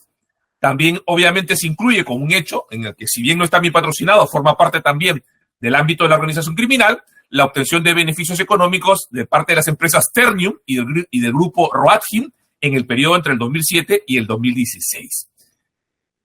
¿Cuál era el plan delictivo, el aspecto fundamentalmente programático de esta organización criminal? Bueno, la finalidad de esta organización criminal liderada por Pedro Pablo Kuczynski era alcanzar beneficios económicos a través de actos de lavado de activos, de dinero sucio, que se tuvo precisamente como consecuencia de la realización de las asesorías financieras, que no se habrían recibido en una operación lícita, sino por el contrario, como contraprestación por los beneficios que Pedro Pablo Kuczynski como ministro habría dado a las empresas que posteriormente prestaba estos servicios. Este pago obviamente sería maculado, reitero, porque Pedro Pablo Kuczynski habría obtenido esto como contraprestación por las distintas concesiones en las regulaciones normativas para favorecer en las contrataciones públicas a los clientes con los que posteriormente su empresa y la empresa del señor Sepúlveda se vinculaban. En la cúspide de esta organización, dice el Ministerio Público, estaría Pedro Pablo Kuczynski, y esta organización por eso tendría la calidad de ser una organización criminal vertical de tipo 1, ¿no? Porque a Pedro Pablo Kuczynski le correspondía decidir el planeamiento, la oportunidad, la ejecución de toda la ruta del dinero maculado, conforme obviamente a los designios que él dirigía en la organización. La jerarquía era vertical y se puede identificar a integrantes, obviamente, por el dinero recibido y por el rol encomendado a cada uno de ellos. Gerardo Sepúlveda, como lo dije, fue incorporado en esta organización criminal por el señor Kuczynski, y sus funciones, según la tesis del Ministerio Público, fueron básicamente 3. En primer lugar, fue el encargado de realizar las asesorías financieras, ya lo dije. tanto como representante de Westfield Capital y luego obviamente también a través de su propia empresa First Capital, porque Pedro Pablo Kuczynski no podría aparecer ahí, dado que él era funcionario público, ministro de Estado, pero también señala el Ministerio Público que su aporte sería haber manejado la cuenta bancaria de la empresa Dorado Asset Management, y a partir de ese manejo de las cuentas, haber ordenado el pago para la adquisición del inmueble en Cieneguilla del señor Pedro Pablo Kuczynski. Y en tercer lugar, haber manejado conjuntamente con la señora Denise Hernández la cuenta bancaria de la empresa Latin American Enterprise. Estos son los hechos, señor juez. Matices más, matices menos. Estos son la descripción que el Ministerio Público hace de los hechos. A partir de esta descripción, la imputación de los hechos, la imputación se basa recurriendo al tipo penal, que en este caso está fundamentalmente constituido en la agravante, tanto en la ley 27765 como en el decreto legislativo 1106, de que los actos de lavado de activos se realicen por una organización criminal.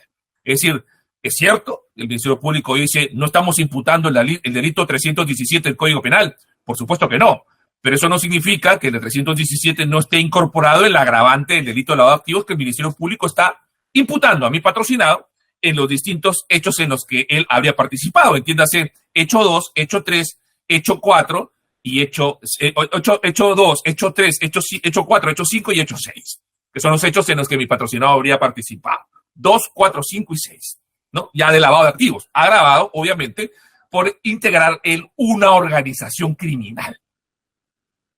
La imputación, como ya lo hemos definido, narración de hechos, agravantes por el delito de lavado de activos, requiere obviamente cumplir con las exigencias establecidas en el artículo 317 del Código Penal y además desarrolladas por la Ley de Crimen Organizado, teniendo además que considerarse, como lo hemos también señalado en el último escrito presentado y que usted ha admitido para correr tal lado al Ministerio Público, la Ley 32.108 del 9 de agosto del 2024, ¿no? Conforme a nuestro escrito de adecuación.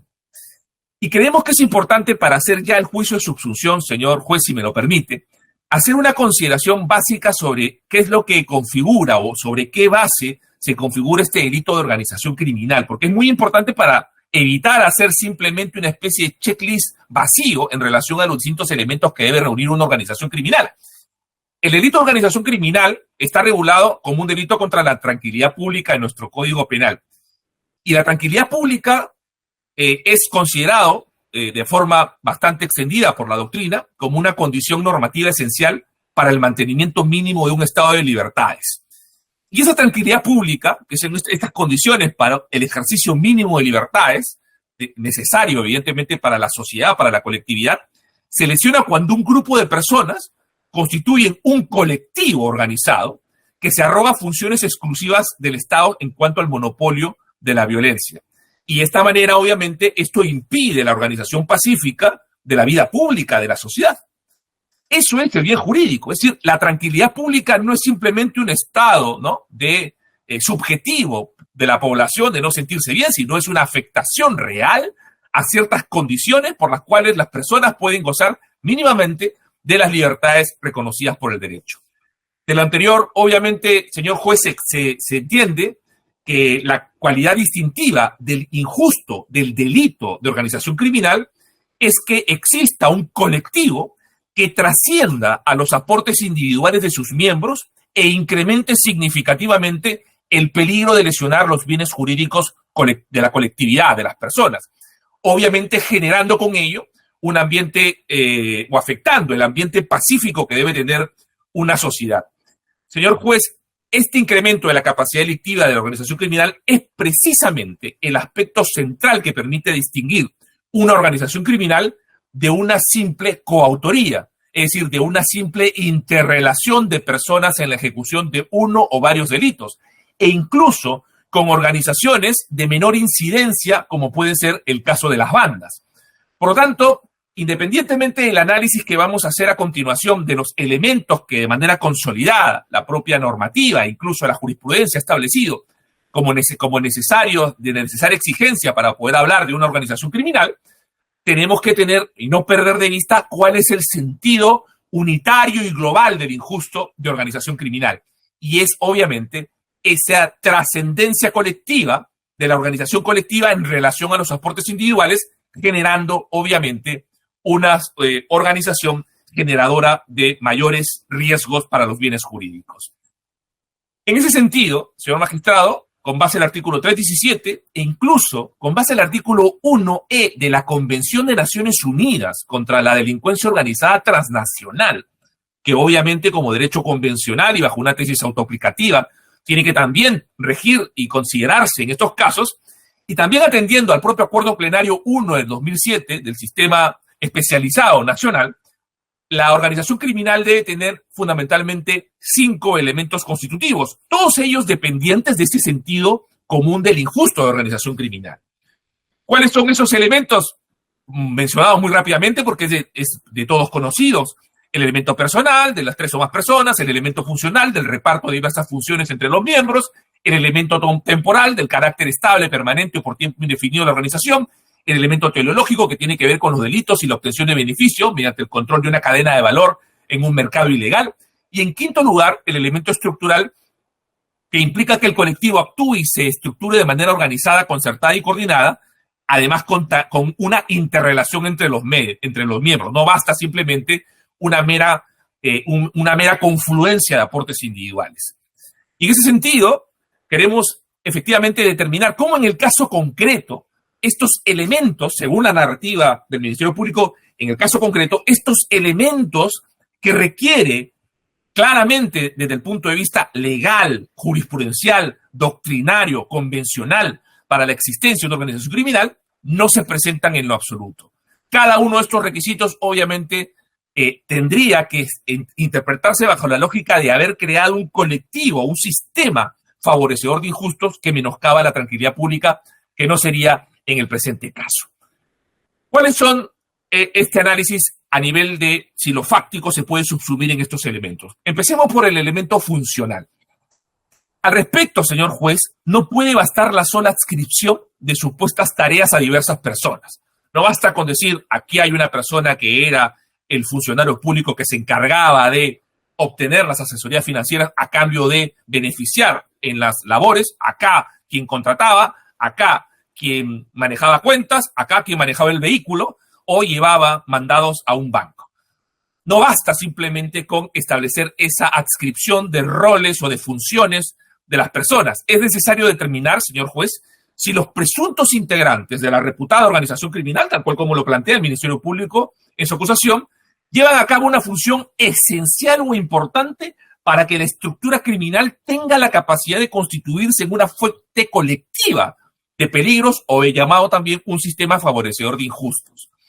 Y esto es muy importante, porque de esta manera la atribución de algún rol dentro de la organización criminal a una persona significa que tenemos que determinar la forma en la que ella interviene establemente en esta para que el colectivo pueda desarrollar o mantener sus actividades y finalidades.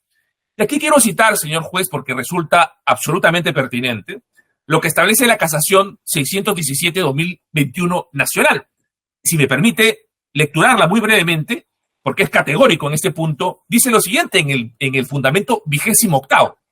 Ahora bien, cito, empieza la cita, ahora bien, no basta con cualquier estructura distributiva de funciones, no basta con cualquier estructura distributiva de funciones entre sus miembros, que podrían encontrarse naturalmente en las distintas uniones o agrupaciones de varias personas para la comisión de delitos, sino que es preciso apreciar un reparto de responsabilidades y tareas con la suficiente consistencia y rigidez, incluso temporal, para superar las posibilidades delictivas y los consiguientes riesgos para los bienes jurídicos apreciables en los casos de codelincuencia o incluso de grupos criminales.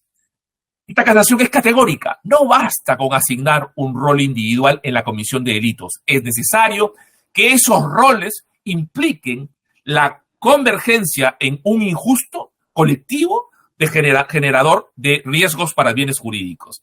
En la supuesta organización criminal del presente caso, de acuerdo con la acusación, el líder Pedro Pablo Kuczynski era quien conseguía las asesorías de las empresas que contrataban con el Estado y que establecía como contraprestación para esas asesorías, para el pago por esas asesorías, el favorecimiento que les proporcionaría a él como funcionario público. Sin embargo, dice claramente que como no podría aparecer ahí, obviamente necesitó de la ayuda de Gerardo Sepúlveda, y también del apoyo para las transferencias económicas del resto de los dos imputados. A partir de ello, creo que podemos, señor juez, analizar si la distribución de roles en esta presunta organización criminal cumple con el elemento funcional, como signo diferenciador de un injusto de organización y de otras formas de presunta codelincuencia, coautoría, participación, etcétera, etcétera. Y reiterando que esto no basta la adscripción de tareas, es necesario determinar si existe en esos roles algo que determine una funcionalidad a la propia constitución o operatividad de la organización criminal, del sistema favorecedor de injusto, de fuente colectiva de peligros. En el presente caso, Pedro Pablo Kuczynski, y lo dice la acusación, tuvo pleno dominio de la gestión de las asesorías financieras, que se contrataban con las contraprestaciones que ya hemos mencionado. Y además utilizó y se valió de las otras personas para poder efectivamente materializar su plan delictivo. Primero utilizó a una persona para que figurara como ejecutor de las aparentes asesorías financieras, que era Gerardo Sepúlveda, y luego utilizó a otras personas para que figuraran como receptores o administradores aparentes de las ganancias que se obtenían por tales asesorías financieras, que es el caso de Kissick y Bernaola. Entonces, los aportes realizados por esos otros miembros de la organización criminal, distinta al líder, distinto a Pedro Pablo Kuczynski, no son actos que puedan configurar un rol esencial o mínimamente importante para la constitución u operatividad de un colectivo que pudiera trascender a sus integrantes. Las conductas de prestar la posición, el nombre, la titularidad formal, de manera aparente, no tienen, señor juez, la capacidad para favorecer por sí mismas la construcción de un sistema de injusto autónomo e independiente de sus miembros. Este tipo de conductas, señor juez, no pueden cimentar claramente una estructura colectiva que favorezca la comisión permanente de hechos delictivos. Y la descripción de los hechos en la acusación solo da cuenta de que Pedro Pablo Kuczynski habría materializado un presunto proyecto criminal propio, no común, no colectivo, era su proyecto criminal. Y por ello, para ello, habría utilizado a estas 3 personas adicionales, como ya lo he mencionado anteriormente. Y esto obviamente podría discutirse en términos de codelincuencia, pero obviamente a partir de la sola posición de personas que favorecen un propio plan, no se puede afirmar la existencia de una organización criminal. Quiero citar la acusación en un extremo porque es muy claro al respecto. Dice, Pedro Pablo Kuczynski, empiezo la cita, ocupó cargos públicos en el Perú, quien instruía a Gerardo Sepúlveda Quesada a suscribir contratos y otros documentos vinculados a las asesorías financieras en representación de Westfield Capital. Asimismo, disponía el manejo de sus cuentas personales y de sus empresas a los demás miembros de la organización. Denise Hernández, que ya está que no cuenta en este caso, Gloria Kissick Wagner. Y finalmente era el encargado de conseguir las asesorías para que por medio de su organización se ejecuten y de este modo hacerse de ingentes sumas de dinero, las cuales sirvieron para la adquisición de sus bienes inmuebles, algunos gastos de la campaña política 2011-2016 y diversos pagos. Finalmente, con respecto al imputado José Luis Bernaola Ñuflo, el líder de la organización criminal dispuso que recaude sumas de dinero para ejecutar ciertos pagos en el periodo 2007 o 2015. Esto está en la página 53 del requerimiento acusatorio del 12 de mayo del 2023. Como puede verse, señor juez, esta es la historia de Pedro Pablo Kuczynski. Este es el plan, esto es el proyecto personal de Pedro Pablo Kuczynski. Y en ese proyecto se valió, según la tesis del ministro público, de determinadas personas, incluido mi patrocinado. Es obvio que esos aportes que favorecen el plan personal del señor Kuczynski no pueden dar lugar a un ente o a una organización colectiva distinta de sus propios miembros que favorezca la comisión de distintos hechos delictivos. El artículo 317 del Código Penal establece además que la repartición de las funciones, señor juez, debe ser de manera organizada, concertada, coordinada. Esto implica un mínimo de acuerdo de voluntades para llevar a cabo una empresa criminal conjunta, es decir, un proyecto criminal colectivo que mínimamente implique un programa criminal conjunto. En definitiva, una sola persona, señor juez, que realiza actos presuntamente delictivos, aun cuando lo haga junto con otras personas o apoyada con otras personas, no configura bajo ningún esquema de ideas una organización criminal. Si estas últimas obviamente solo colaboran prestándole la ayuda para prestarle su nombre, para que no aparezca en los contratos o para mover el dinero en sus cuentas. En suma, actuar colectivamente, señor juez, es hacerlo con o entre, y no por medio de varias personas, como es concretamente lo que el Ministerio Público está planteando. Adicionalmente, la actual regulación del artículo 317 exige, como lo hemos presentado con nuestro escrito de adecuación, que los miembros de la organización criminal se repartan roles correlacionados entre sí. Eso no se presenta en el presente caso, pues el único que interrelaciona con los únicos miembros de la organización criminal es Pedro Pablo Kuczynski, quien ordena a cada uno, según la narración del Ministerio Público, qué es lo que tiene que hacer. Sepúlveda, firme los contratos.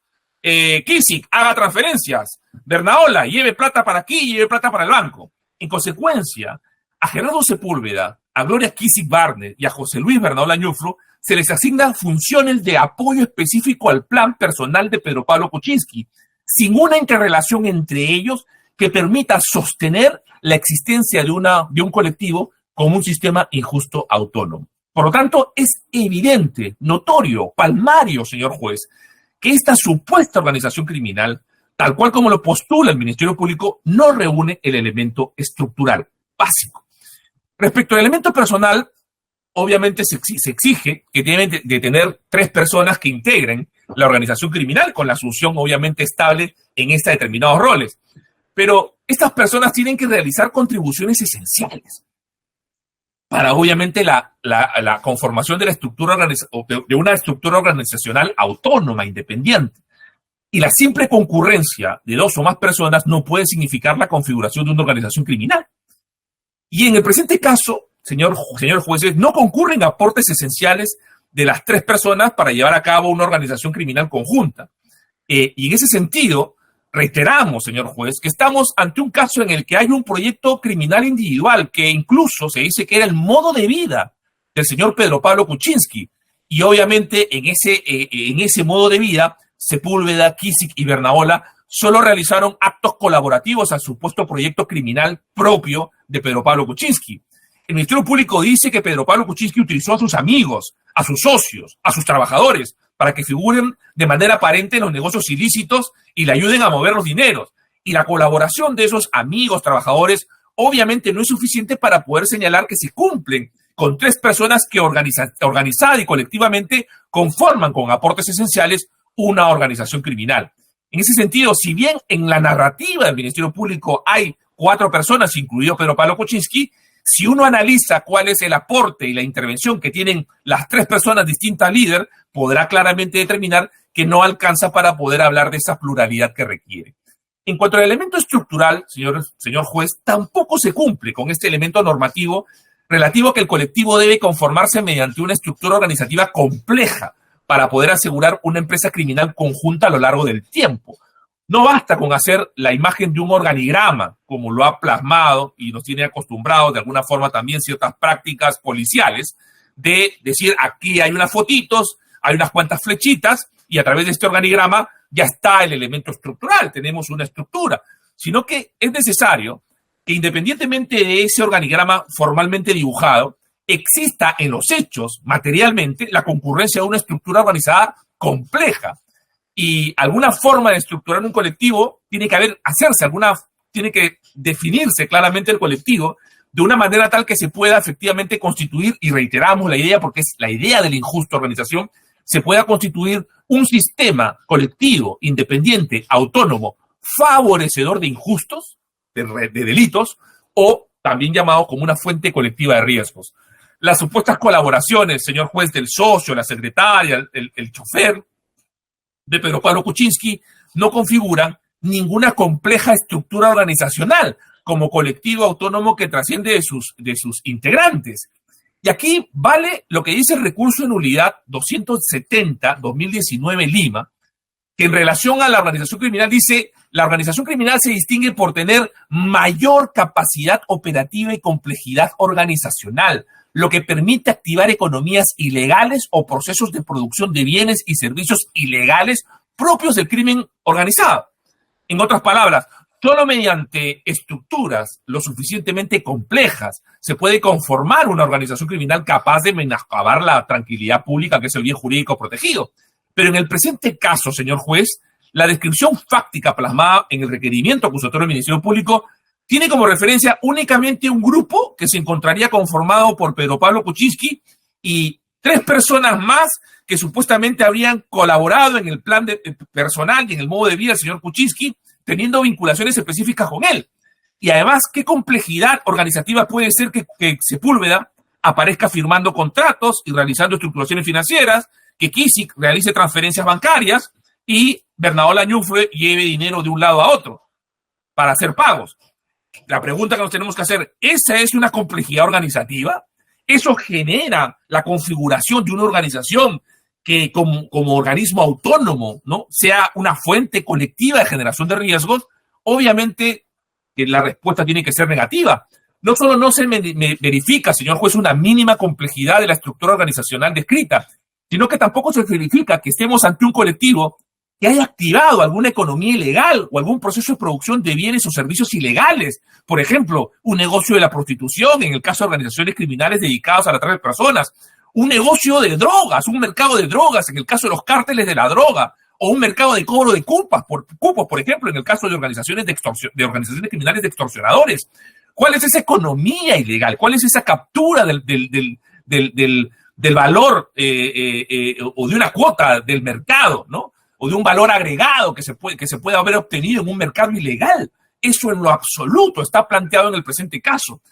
Y es claro porque no se está tipificando una estructura organizacional compleja destinado de manera permanente a cometer delitos y capturar una cadena de valor en un mercado o economía ilegal. Solo se está haciendo referencia, señor juez, con un diseño bastante simplista, ¿no?, de una pirámide de 2 niveles, por decirlo así, en el que fundamentalmente se narra la historia de un señor que, aprovechándose de su condición de ministro, obtuvo beneficios económicos y en ello le ayudaron, obviamente, su socio, su ex socio, su amigo y algunos de sus trabajadores. El elemento temporal también, obviamente, es un aspecto que debe ser analizado y considerado. No basta simplemente, como lo dice el Ministerio Público, que del 2001 al 2016 operó una organización criminal. El establecimiento de una seguidilla en el tiempo de diversos hechos por sí solo no convierte a una organización criminal, a una presunta codelincuencia en un injusto colectivo de organización. La continuidad en el tiempo, señor juez, implica la estabilidad institucional del sistema favorecedor de injusto. Y así es importante también recordar lo que establece el recurso de nulidad 2495, 2018 nacional, que dice lo siguiente: en lo referente a la permanencia o estabilidad, esta nota esencial se ha de circunscribir a la verificación de ese vínculo estable y duradero de los sujetos que forman parte de la organización orientada a la ejecución de un programa criminal. Entonces, no se trata de una operatividad, se trata, con lo que se exige en este caso, es una operatividad planificada y funcional, que es institucionalizada por el colectivo criminal para que se mantenga a lo largo del tiempo y de esta manera facilitar la comisión de los distintos delitos fines. En ese sentido, las organizaciones criminales utilizan modus operandi que les permiten autoperpetuarse más allá de los miembros integrantes. Por eso es normal que las organizaciones criminales salgan y entren nuevos miembros, porque es una institución criminal, obviamente, pero que pervive por sí mismo y que tiene una estabilidad en el tiempo por sí mismo, no únicamente independiente de la eventual conjunción y unión de 3 o más personas que se conocen, que son trabajadores, que son socios o que son amigos. Y el punto de partida, creo yo, del Ministerio Público ratifica lo que hemos venido sosteniendo a lo largo del tiempo, porque no se describe una forma de operar conjunta y estable de carácter autónomo, de un colectivo autónomo, sino simplemente hechos descritos, ¿no?, únicamente que se refieren a la forma de operar individual, a esa forma de vida empresarial. Ese término lo utilizo de la acusación. Forma de vida empresarial que habría llevado el señor Pedro Pablo Kuczynski con la colaboración circunstancial de los terceros relacionados con él. Por otro lado, los hechos del caso no concuerdan con el supuesto modus operandi. Si uno analiza los distintos hechos globales que el Ministerio Público ha establecido en su acusación, podrá ver, por ejemplo, que el hecho 3 no se relaciona con los denominados contratos de asesoría financiera, sino que se alega que hubo una producción normativa, ¿no?, a favor de ciertas empresas y como consecuencia de ello, Pedro Pablo Kuczynski fue nombrado como director de dichas empresas, ¿no? Es decir, no es aquí el tema de la estructuración financiera en el hecho 3. Y además, en el hecho 6, no se alega que hubiese existido gestiones de Pedro Pablo Kuczynski en el poder ¿no?, en el Ejecutivo para poder generar condiciones normativas para poder favorecer los proyectos, que en este caso específico del hecho 6 tiene que ver con vías nuevas de Lima. Entonces, si uno incluso analiza la supuesta estabilidad, va a poder determinar que no se presenta la misma en la medida en que los propios hechos están claramente referidos a aspectos que son completamente distintos. Lo único que hay en común es el hecho 2, el hecho 4 y el hecho 5, porque están vinculados a contratos en los que Pedro Pablo Kuczynski tuvo algún tipo de intervención y hubo asesoría financiera, pero en el hecho 3 no hubo asesoría financiera y en el hecho 6 no hubo posición de Pedro Pablo Kuczynski como funcionario público.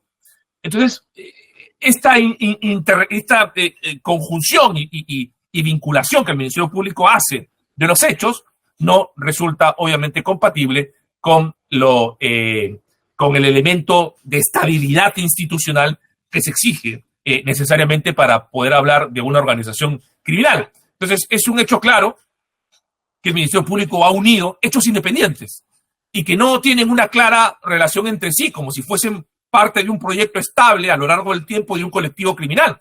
Y lo único que tienen en común, señor juez, lo único que tienen en común todo esto es que forman parte o que constituyen esa forma de vida empresarial de Pedro Pablo Kuczynski según los términos del Ministerio Público.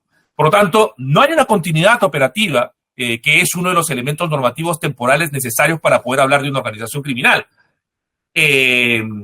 Finalmente, y esto es muy importante tener en consideración, tampoco se da el elemento teleológico. Y esto es fundamental. Este elemento normativo teleológico implica que las 3 o más personas que se unen para generar esta estructura compleja, organizacional compleja, para dedicarse de manera estable a lo largo del tiempo a cometer delitos, es a través de un programa o una finalidad común.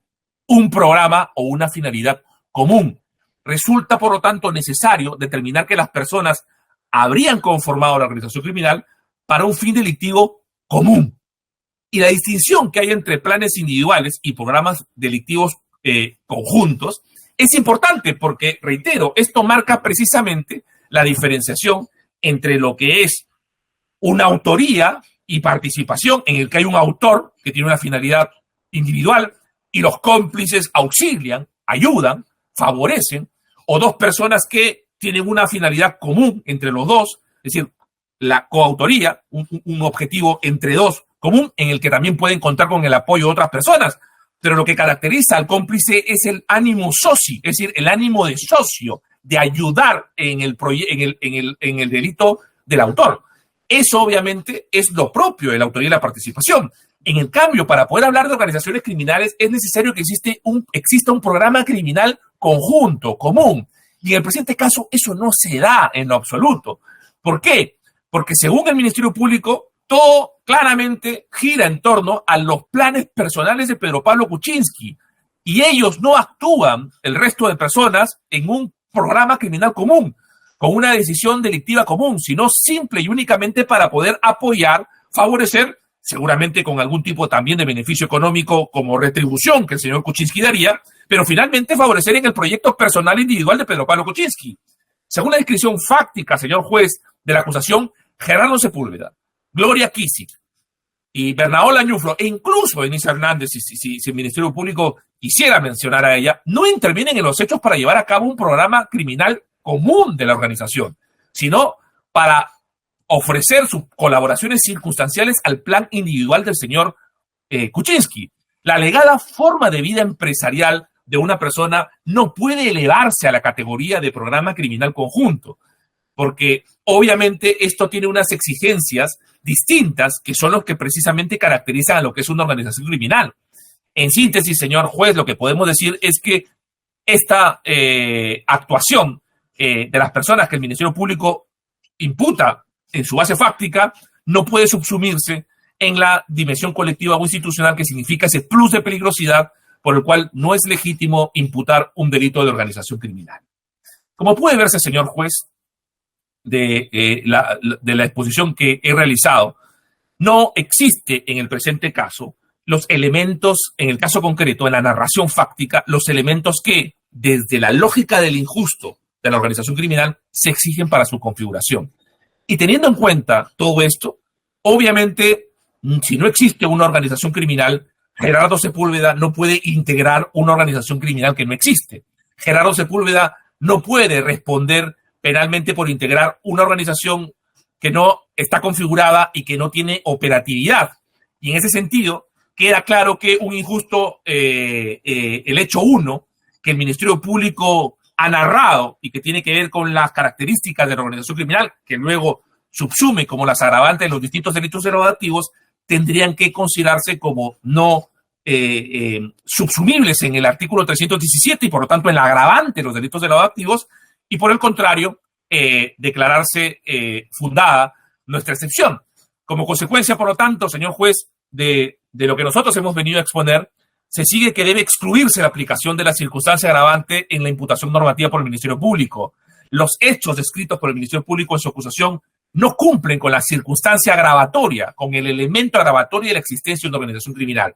Al determinar que los hechos han sido calificados jurídicamente como la configuración o operatividad de una organización criminal, que en realidad no son típicos, obviamente decae la agravante, y entonces se concluye que en el presente caso, estos hechos en todo caso podrían discutirse a nivel solamente del delito de lavado de activos en su forma básica, como acto de conversión, transferencia, ocultación, tenencia, pero no se puede aplicar la agravante de organización criminal porque la descripción fáctica del Ministerio Público en el hecho 1 acreditan claramente que no se trata de una organización criminal y que no se cumple con los requisitos exigidos. Por estas consideraciones, esta defensa, señor juez, le solicita a nivel del control material que usted tiene que hacer, declare fundada esta excepción de improcedencia de acción en relación con el hecho 1 y por lo tanto no se puede aplicar la agravante de organización criminal a los delitos de lavado de activos imputados por el Ministerio Público.